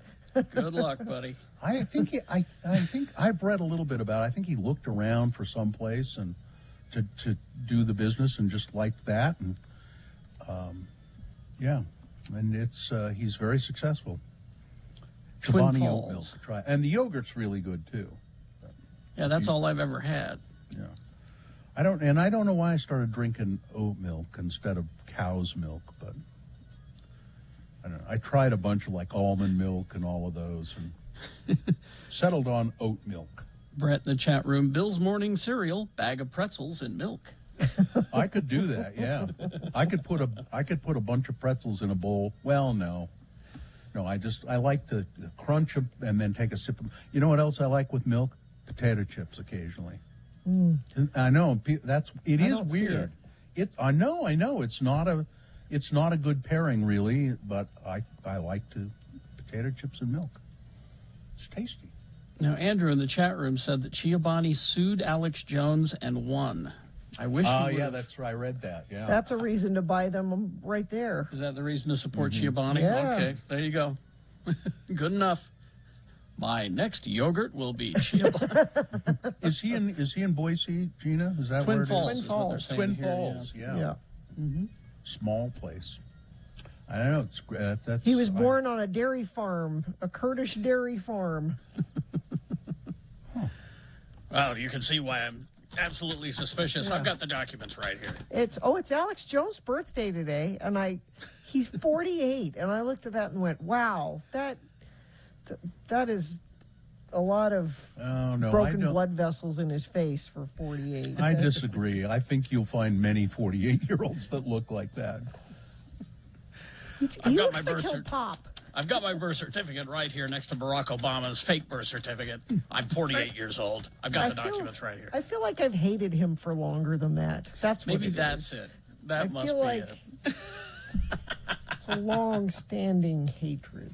I remember when I first heard him on the radio, I accidentally, it's when he was still allowed on the radio, and I accidentally came across the show, and he was not as crazy as he became. He just got nuttier and nuttier and nuttier. Well, he found out that that's what made him money.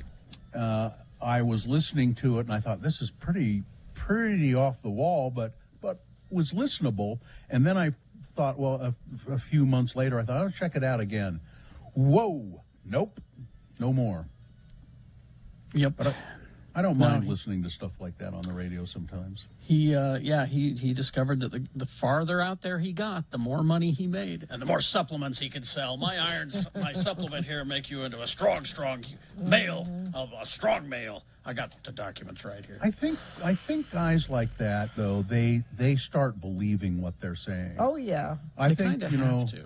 I think Rush Limbaugh was kind of a charlatan years ago when he started, and he found a line that got him listeners. His audience started growing, and I think as his audience and his waistline started growing, so did his belief in his own BS. I think that the person who wrote that email to us would disagree on all of this, but there you go. I would think so too. We'll take a break because our show is toilet. Is that what it was? Yeah, your show is toilet. Our show is toilet. All right. Okay, that's. We'll take a break. We'll be back. We got Boner Fight coming up. Stand by for that. Also, Boner of the Week, all coming up.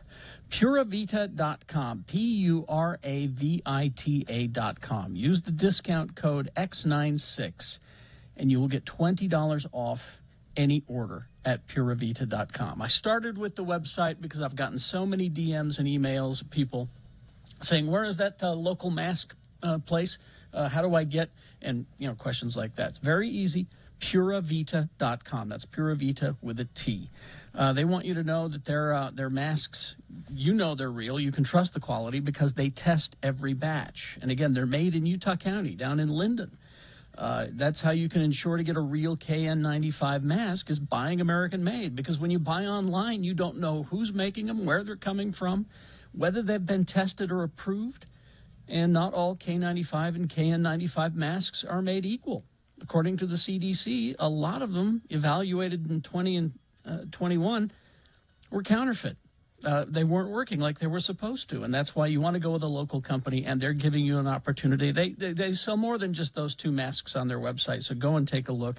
Puravita.com, Puravita.com. Use the discount code X96, and you'll get 20% off any order.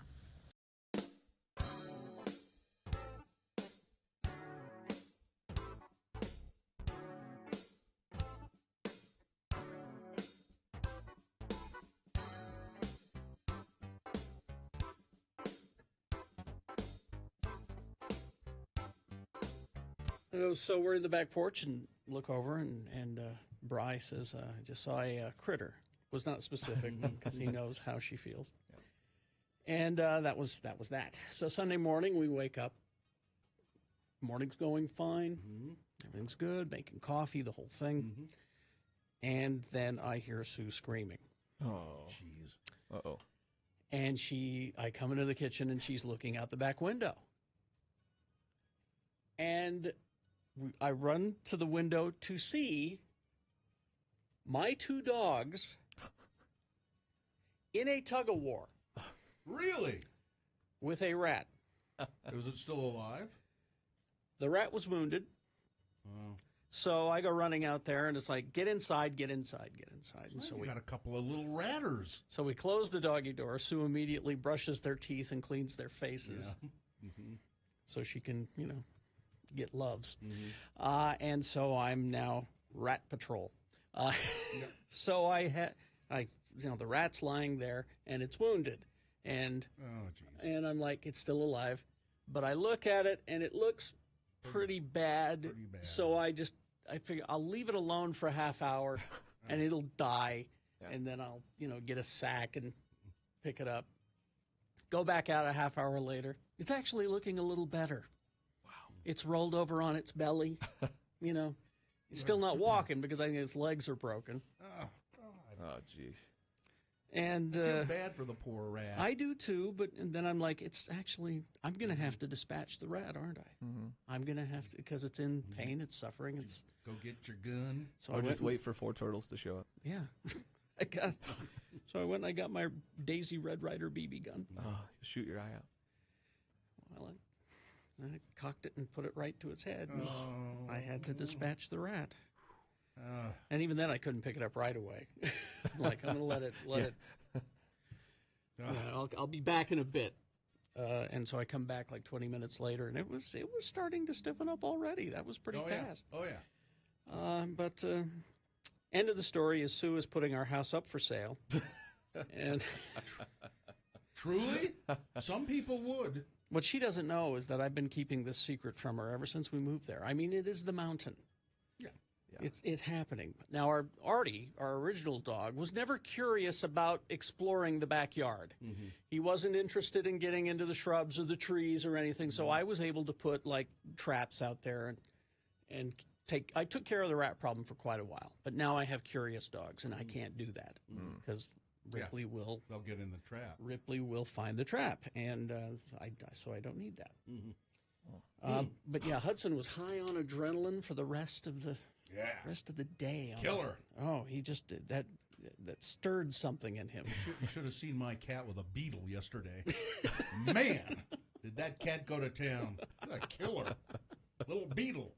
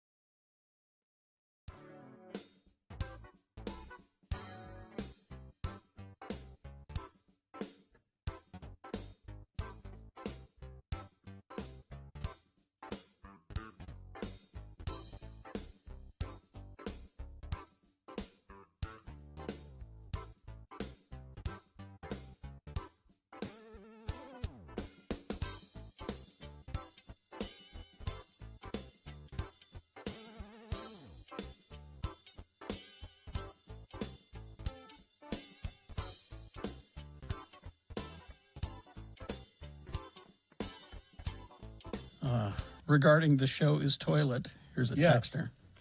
The toilet gives much needed relief at a time of strife and anxiety. Sometimes it is necessary to relieve stress and tension and take care of day-to-day needs. Your show is toilet, and that is not necessarily a pejorative. What would we do without toilet? I'm a fan of toilet. I am too. We couldn't destroy documents that might incriminate us if we didn't have them. All right. We do have Boner Fight coming up here in about 7 or so minutes. So do you have any leftover stories? How about the world's most terrifying roller coaster? Well, I think that deserves a sponsor. All righty. Tim Daly has new arrivals daily and pre-owned selection of over 1,200 used vehicles to choose from, all makes and models. Think forever warranty, think Tim Daly. Now, this has a local connection. The it says here in this story that this will be, or is now, America's most terrifying roller coaster. It's in Tampa, Florida. It made its debut this week at Busch Gardens, Tampa. Okay. It is a 206-foot beast known as the Iron Gwazi. Well, the person who rode on it, how was it? Among the best, if not the best coaster, this person said, I have ever been on in Florida, certainly, which is, of course, the theme park capital of the world. Mm-hmm. And it's also unlike any other roller coaster this person had seen. Known as an iBox wooden steel hybrid coaster, the ride is actually a makeover. It opened back in 1999, and it was originally known as Gwazi. As with many wooden roller coasters, like the one out at Lagoon, the ride becomes excessively rough over time. And Busch Gardens closed it in 2015. Enter Rocky Mountain Construction, a Utah company. Well, this is why we're doing this story. An innovative ride manufacturer specializes in rehabbing past their prime wood or woodies, as they call those roller coasters, replacing their wooden tracks and racks with specially designed iBox steel tracks, and the Florida Ride Sports snazzy purple tracks. There are purple tracks on this one. The reborn Iron Gwazi was set to debut in March of 2020, but instead went into pandemic-induced hibernation. Finally, they rolled it out, and it is apparently amazing. It reaches speeds of 76 miles an hour, and it's got 2 loops, I think, 12 airtime moments, as they call it, where you go down so fast that you sort of raise up in the seat. Now, I remembered this Rocky Mountain Construction, and I think it was Rocky Mountain Coaster is what I remember it being called. I've heard of them before because they built most of the newer roller coasters, well, all of them, I think, out at Lagoon. Like I first heard of them when they built the Fire Dragon, which was a big deal out at Lagoon when that thing first opened. You remember? And it's been there for a long time now. Colossus. Yeah, Colossus. That's what. Yeah. They had to change the name because there was another roller coaster. That's right. It was called Fire Dragon. The Colossal Fire Dragon. So I went to the website, Rocky Mountain Construction, and yeah, indeed, they are a Utah company. Here we are. They've built the Goliath at Six Flags in America, Hakuji in Nagashima Spa Land, the Iron Rattler in Six Flags Fiesta. So this is their specialty. The Jersey Devil, Six Flags Great Adventure, the Lightning Rod in Dollywood. If there are newer roller coasters anywhere, this company apparently is the one that builds them all. And what about Puff at Lagoon? Do they do Puff? That's Puff my is no favorite longer roller at Lagoon. Yeah, you know, that little tiny roller coaster? Yeah. No. Yeah, it's No, I don't think so. Google fight. My favorite is probably still, it's now the Incredicoaster, but California Screamin' at the California Adventure, but the Incredible Hulk coaster in Florida down at Universal Studios, that one, I'm surprised it didn't break my back. I know that ride. It's a lot of fun. That one's fun. It's very fast, though. Puff the Little Fire Dragon is still at Lagoon. Yeah. Yeah. Located at Lagoon. I swear, because you remember when they had the 49th Street Galleria? There was a roller coaster, a kid roller coaster there inside that they had taken from Lagoon. I swear it was Puff. Well, they may have got a different one, but yeah. I swear it was. I mean, they got it from Lagoon, I thought, and it was. It was a hand-me-down. We're upgrading. Maybe, I don't know. That's weird. Anyway, this is. I like that roller coaster at California Adventure, the one with Mickey Mouse's.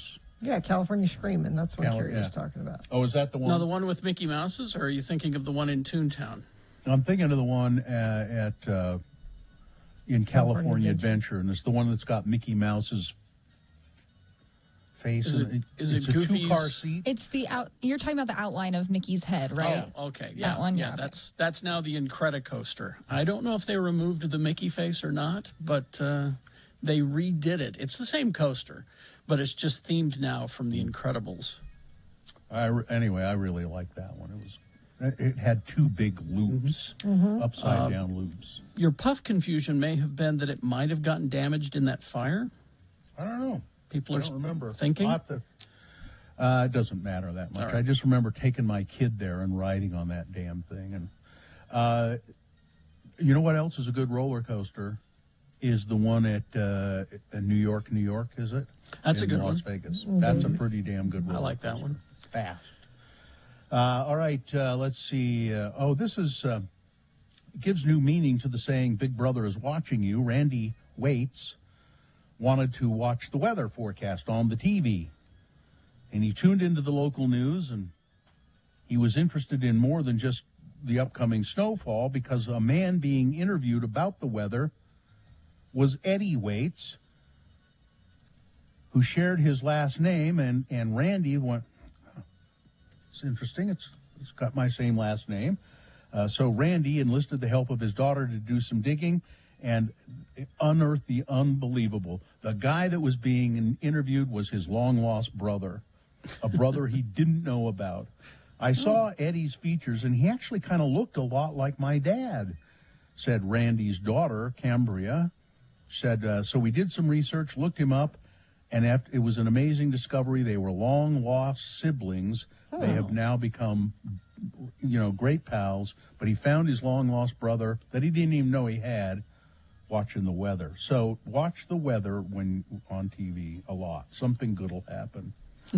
A man is recovering after a hit-and-run shooting in Ogden. A car drove by and shot this guy. Now, he was not injured seriously. It was not life-threatening gunshot wound, but he doesn't have any idea why this happened. The Ogden police say, we don't. It's an isolated incident. We don't know. It's Ogden. Things happen in Ogden. Well, it's a fun town to live in. It's Ogden, where you learn at an early age to dodge bullets. Mm-hmm. It's Boner Fight, the final round. The first candidate from the 7 o'clock hour, number one, yelling on a scale of 9 out of 10. I thought it was interesting that this one won. It's a DoorDash driver down in American Fork, and he went into this restaurant, it doesn't say which one, to pick up the order. And the restaurant said, before you come in, please put on a mask. We require you to have a mask. And the DoorDash guy refused. No, I'm not going to do it. They said, well, then you can't come in and get the order. You have to wear a mask. Well, he started screaming and yelling so loud they couldn't believe it. The cooks came out to see what was going on. Somebody called the police, and this DoorDash driver yelling at a decibel level of 9 out of 10 was arrested. And that's going up against boner candidate number 2. Sorry, you are out. Brigham Young University canceling transgender client voice therapy sessions at their speech clinic. There were actually 3 clients there, and BYU said, we're not doing this anymore. You'll have to go elsewhere. That's number 2. There you go. You've got to decide of these 2 candidates, which one is the worst, which one should be boner of the day for today, 1 or 2. Remember your candidate number, the one that you think should win. Put that single digit in the message of a text, and then text that to 33986. Pretty easy. Also easy to call the producer's booth in Salt Lake at 877-602-9696 and use your voice. They'll be happy to take your voice vote in there. or you can go online, x96.com. Now, once you get there, let the page load, then refresh your internet browser, because we just put the box up that says Boner Fight, February 11, 2022. You can click on the box and vote there. It's easy to do. All right? So you have until the end of these messages to decide who is Boner of the Day. Go. It's the Utah Word of the Day. From what year? Do you have any idea? 1994. Let's see. Here we go. Today, we examine another group of words used by most Utahns called L words, or words that end in ELL. Oh, yeah. And to help you with today's lesson, each time an L word is used in the following dialogue, a bell will sound. Imagine, if you will, our two friends, LeVar and LeGrand, together in LeVar's trailer house. The TV is on. A conversation ensues. Again, these are L words. I love this TV show. Yeah. I am so glad that someone is showing the reruns of McKell's Navy. Me too. You know, I would just love to set sail with McKell myself. Hey, you remember the one when the wacky crew of PT Boat 73 tried to save that beached well? Oh, yeah. They had a hard time because of this big storm. Yeah. Gale force winds and hell stones the size of golf balls. Yeah, yeah. But they saved that well anyway. McKell did not fell. Well, no thanks to Gruber. Yeah, that was quite a tell, though. Hey, listen, give me some of them snacks, would you? I'm hungry. Sure. Uh-oh. What? Trell mix. Yeah. You're not going to like this, LeGrand, but Trell mix makes me thirsty for just one thing. You're not going to be drinking beer in front of me, are you, LeVar? Oh, no. I'm going to have me a glass of L. L is beer? Yeah, but this is pretty mild. It's that Pell L from Squatters. It's so mild I can drink a whole bucket of it. You'd get drunk if you drunk a whole Pell of Pell L. Then you'd get throwed in jail. And I'd have to bail you out. Oh, hey, looky here what I got in the mail. It's a flyer from Deseret Book. It says here that Dan Quell is coming to town to sign copies of his new book. Boy, the liberals sure rode Bush and Quell out of Washington on a rel. Sure did. They fought tooth and nail, but it wasn't enough. Yeah. Hey, I hear that this new book of his really lifts the veil of secrecy about Washington life and what really went on. You know, I'd like to see him. What Deseret Book is he at? Well, the one by that big jewelry store. Big jewelry store. You mean Morgan's Jewelers? Nope. Zell's. There you go. That's back when we had this theory that we would beat you over the head with comedy. You know, the way to get you to laugh was to beat you over the head with comedy. Why didn't we ever learn to edit? I don't know. That's what I want to know. Also, now, you were shouting, this sucks. I got to tell you, though, out of all of the Utah Word of the Days, that was the best one. It was one of the, Really? well, yeah. That was one of the better ones. In my opinion, I think that was the best one. Whenever someone says, what's the quintessential episode, I say that one. I still like Lard Dorothy. That's a gorgeous orange. I like talking to the manager of the store about the manger scene. Yeah. The creche, you know, the manger scene. The manger. I need to speak to the manger about the manger scene. God. Beat you over the head is right. Even I was getting bored. Sorry, folks. Yeah, that's why we don't do sketches anymore, all right? Anyway.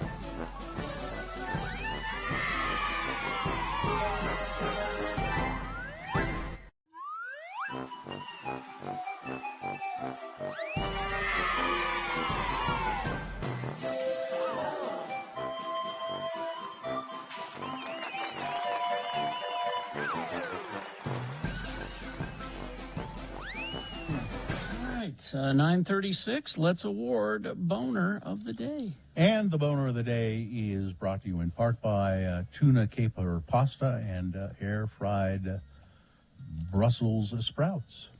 And save on skiing at Snow Basin Resort with discounts up to $20 on lift tickets when you buy online. Visit snowbasin.com. Thank you. Well, once again, no contest. The yelling DoorDash driver, nobody 32 people voted for that one, but over 100 votes for number 2. Sorry, you're out. The BYU speech therapy clinic saying to transgender students, sorry, you're out. You can't be here. And that is your Boner of the Day for today, the 11th of February. And now that it's out there, Dave the Flower Guy now has this information, is going to compare it to the other 4 Boner candidates for the week, and be here in our next break to tell us who Boner of the Week is.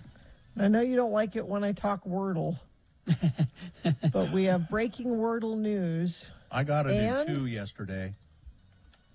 Yes. Breaking Wordle news and Wordle can save your life. Which story would you like first? Whoa. Breaking Wordle news. You always do breaking news first. So, to preserve your streaks, this comes from the New York Times, because the New York Times bought Wordle. And I had this problem a couple days ago. I thought, I'll download that. It doesn't, my streak's not there. I have to start all over again. No. The New York Times is saying to preserve your streaks, open the URL that you last used to play Wordle. So the one you've been using, open that. It will automatically redirect you to the New York Times Wordle page and carry your streaks with you. So let's they see have if that's adjusted true. that. So, I'm gonna see so if you're that's not true. going to lose your streak. Okay. While you're looking at that, Bill. Okay, I just opened it. And it's just sitting there. Wordle can save your life. How? Okay. How? How? Let me tell you this story. Denise Holt fell asleep alone Saturday evening. She woke up hours later in the dead of night to a naked stranger standing just feet away. Armed with scissors, the man got into bed with the 80-year-old woman in a house she'd owned for half a century. She said he then gave her a warning. If you talk or yell or scream, I'm going to cut you. A calm came over Denise. Something she said she never would have expected. She told the intruder she wouldn't do any of those things and that she would obey him. She looked at the clock. It was 1 a.m. Sunday. For the next 20 hours, the stranger who had broken in held her against her will. What Denise didn't know was that a rescue effort was underway thousands of miles away from her home. Her oldest daughter, who lives in California, so she's in Chicago, daughter's in California. Daughter's a little annoyed that her mother hadn't texted her Wordle score from that day, like she does every day. Her other daughter, who lives in Portland, Oregon, was confused too. Mom always texts her Wordle score at this time. So that's what initially alerted them. Then they started sending Mom text messages and calling, and she wasn't answering. So they called the local police department in Chicago and said, something's up at Mom's house, because she always lets us know her Wordle score. Police went to the house, found the intruder there holding her captive. Wordle saved her life. I'll be a monkey's uncle. So if you haven't taken up Wordle yet, might I suggest the life-saving possibilities? Well, if it saves lives, then yeah, I'll do it.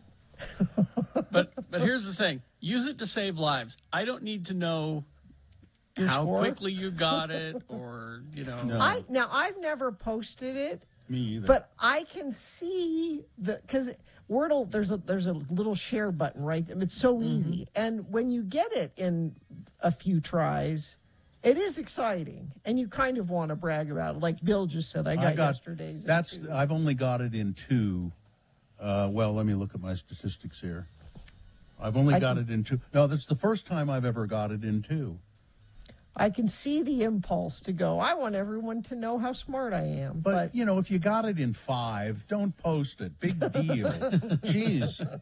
I don't even care if you got it in 4. 3 or I don't care that you got it. I don't care. Well, that's You don't want to know any of it? That's true. I don't either, really. I don't see where this is working. That it's gonna. That it's going to save your streaks. Yeah, I don't. Have you done it for today yet? You do yours later No. in the day. Yeah, I do it. Well, Bill, I want you to do it at the same time every day. Why is that? And then I want you to tell me your answer so I will know if I need to send the police to your house. Yeah, it's a good idea, Bill. You never know. We Yeah, need a it sure system. is. Yeah. Well, You could be, held at gunpoint. I'm going to put it on my task list right now. Yeah. I'm just looking out for you. This is proof of life. Yep. This- Thanks, Gina. That's really helpful. Or not. Well, I don't know. All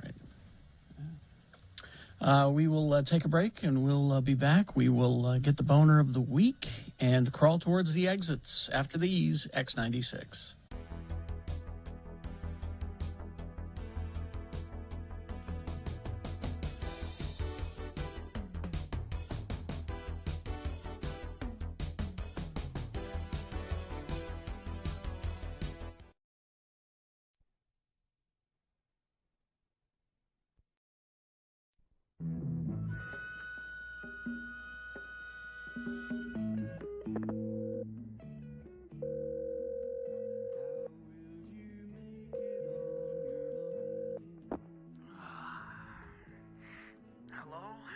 Carrie? It's Bill. I don't think I can make it into work this morning. Bill, it's 2 a.m. What the hell's the problem? Wait a minute. You're not staying up all night watching Mary Tyler Moore on Nick at Night again, are you? Yeah. Mayor has such a great job. She works with such fun people. I just can't make it in to do the show today unless, Unless what? well, if you call me right back, I could probably make it in. Fine. I'll call you right back. Hello. Mary, this Lou Grant. Oh, Mr. Grant. Mr. Grant, it's 2 o'clock in the morning. I know what time it is, Mary. I looked at the clock the minute I ran out of scotch. Mary, I need you to do something for me for this morning's production meeting. Really, Mr. Grant? Anything. I need you to come in early and make coffee for the TV station brass. Coffee, Mr. Grant. And I need you to sharpen up a bunch of pencils, too. Mr. Grant, And I want you to present your idea for that WJM News Magazine show that you want to do. Eye on Minneapolis? Really, Mr. Grant? Really, Mary? And I'm going to tell the station owner that Mary Richards is the best associate news producer I've ever worked with. Oh, Mr. Grant. So I'll see you at the station bright and early, Mary? Yes. Good night, Mary. Goodbye, Mr. Grant. Who was that, Bill? There is no Bill. There's only Mary. I'm sorry I woke you, Ted. Oh, God. That's all right, Mary. Same here. I was thinking about that Eye on Minneapolis show that I'm going to anchor. Why couldn't we call it Ted Baxter's Eye on Minneapolis? Ted, I don't think Mr. Grant would approve that. I'll just beg him until he gives in. I'll just go, oh, come on, Lou. Please, please, Lou. Please.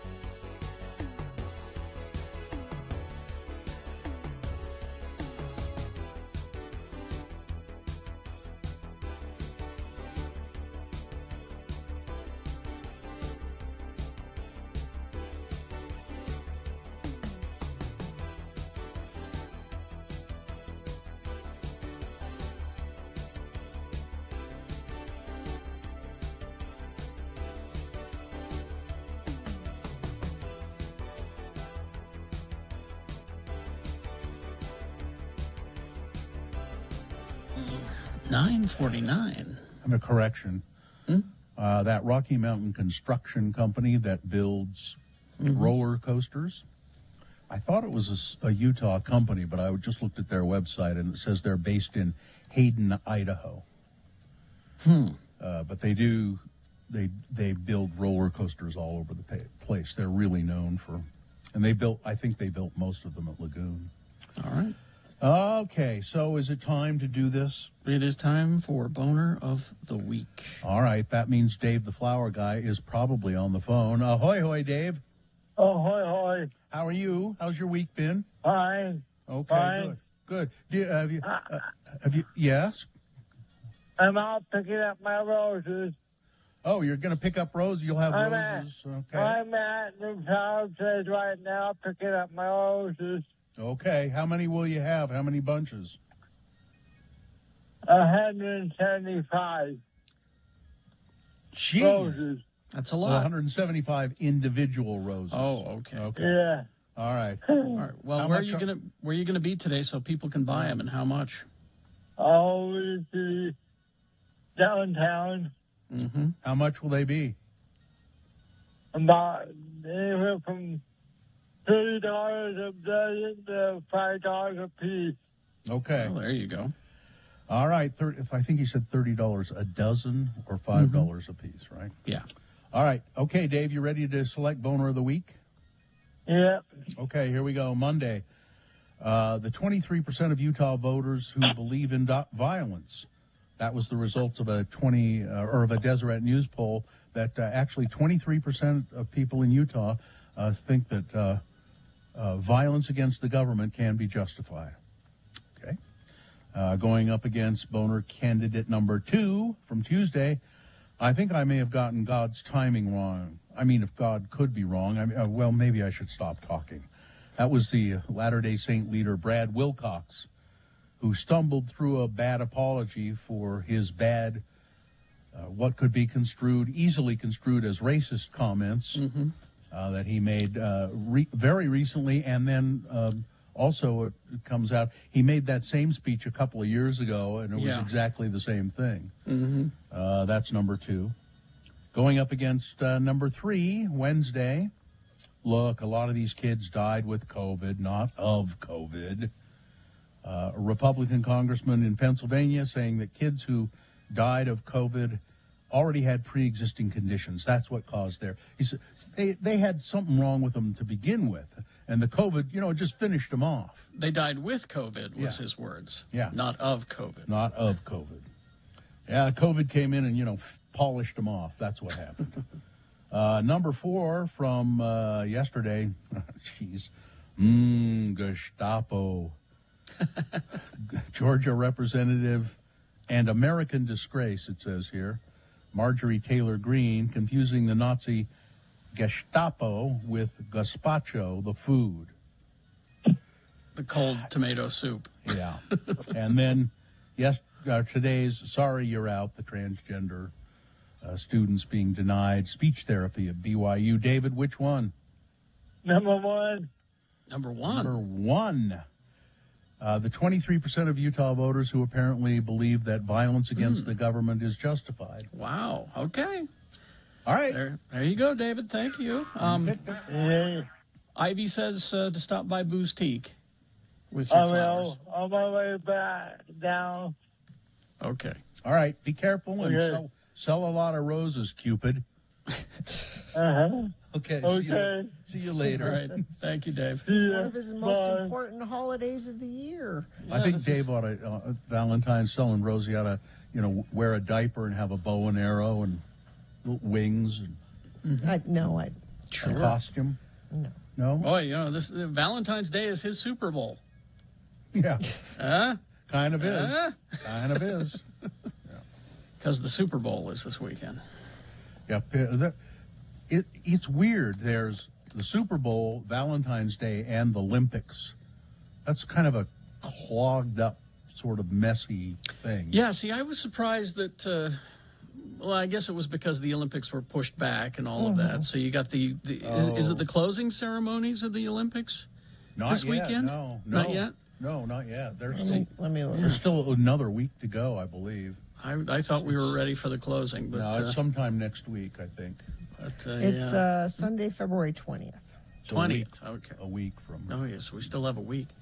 So, yeah, you got all of that happening this weekend.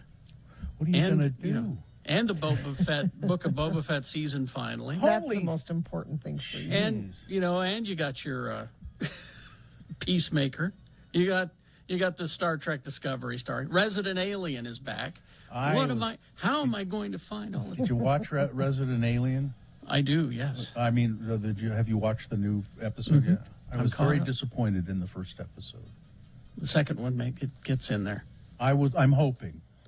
Because what's I forgot her name already. The woman who plays Mrs. Maisel's manager.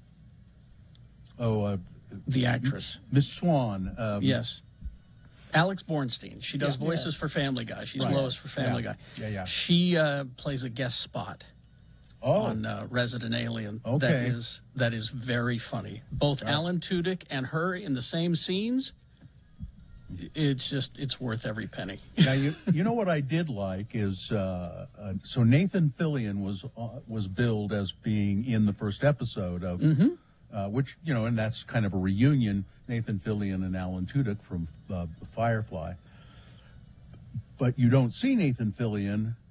But when the octopus starts talking, my wife said that's Nathan Fillion's voice. So I hope that's a continuing character. Well, he was in the first season as the octopus. I don't remember the octopus in the first season. Yeah, he was there in the first season. Now he's back for the second season, and Nathan Fillion as the octopus. Yeah. No, there's a great E.T. bit that they do in this next episode. Okay. Because I must build a radio so that I can tell my people not to liquefy you. Okay, you're giving it away. I'll watch the second episode. I was going to give it another chance, but first Like one I said, didn't it's click just that. those two together are just brilliant. All right. All right.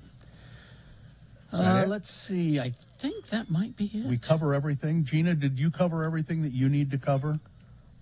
I'm covered. Yeah. What? Are you sure? Yeah. I mean, there must be something nagging at you that you just didn't get to get out this show or this whole week. No. All has been gotten. When do you All leave has for been Vegas? gotten. That's next week. Oh, I thought it was this week. No. Oh yeah, no, it wouldn't be Super Bowl weekend. Oh, probably it wouldn't matter. Soccer wouldn't care. Well, soccer does President's Weekend because they know you have the Monday off, so there's an extra day there. That's right. Now, let me see if we've missed anything. Robot dogs could be patrolling the U.S.-Mexico border soon. What could go wrong? I think it's a Muffet? great idea. It's a great idea. It's Muffet.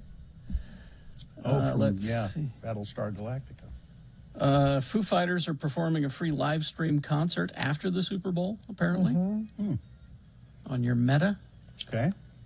The co-founder of King Crimson died. Really? Ian McDonald. Huh. 75. Co-founding member of King Crimson and Foreigner. Really? It's Carrie's mortal enemy. Yeah. One of his mortal enemies. Koalas have been declared an endangered species. Well, okay. Huh. Yep, that's everything. Okay. I think we got it all covered. Oh, 60,000 bees were stolen from a field in Pennsylvania. Do you have an alibi? I do. I do. Well, then Always. we're good. Always have an alibi. Before you steal bees, make sure you have an alibi. Mm-hmm.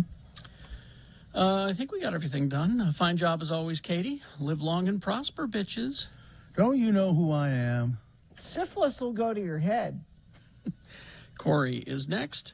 X96, 1 hour nonstop music wingding starts now.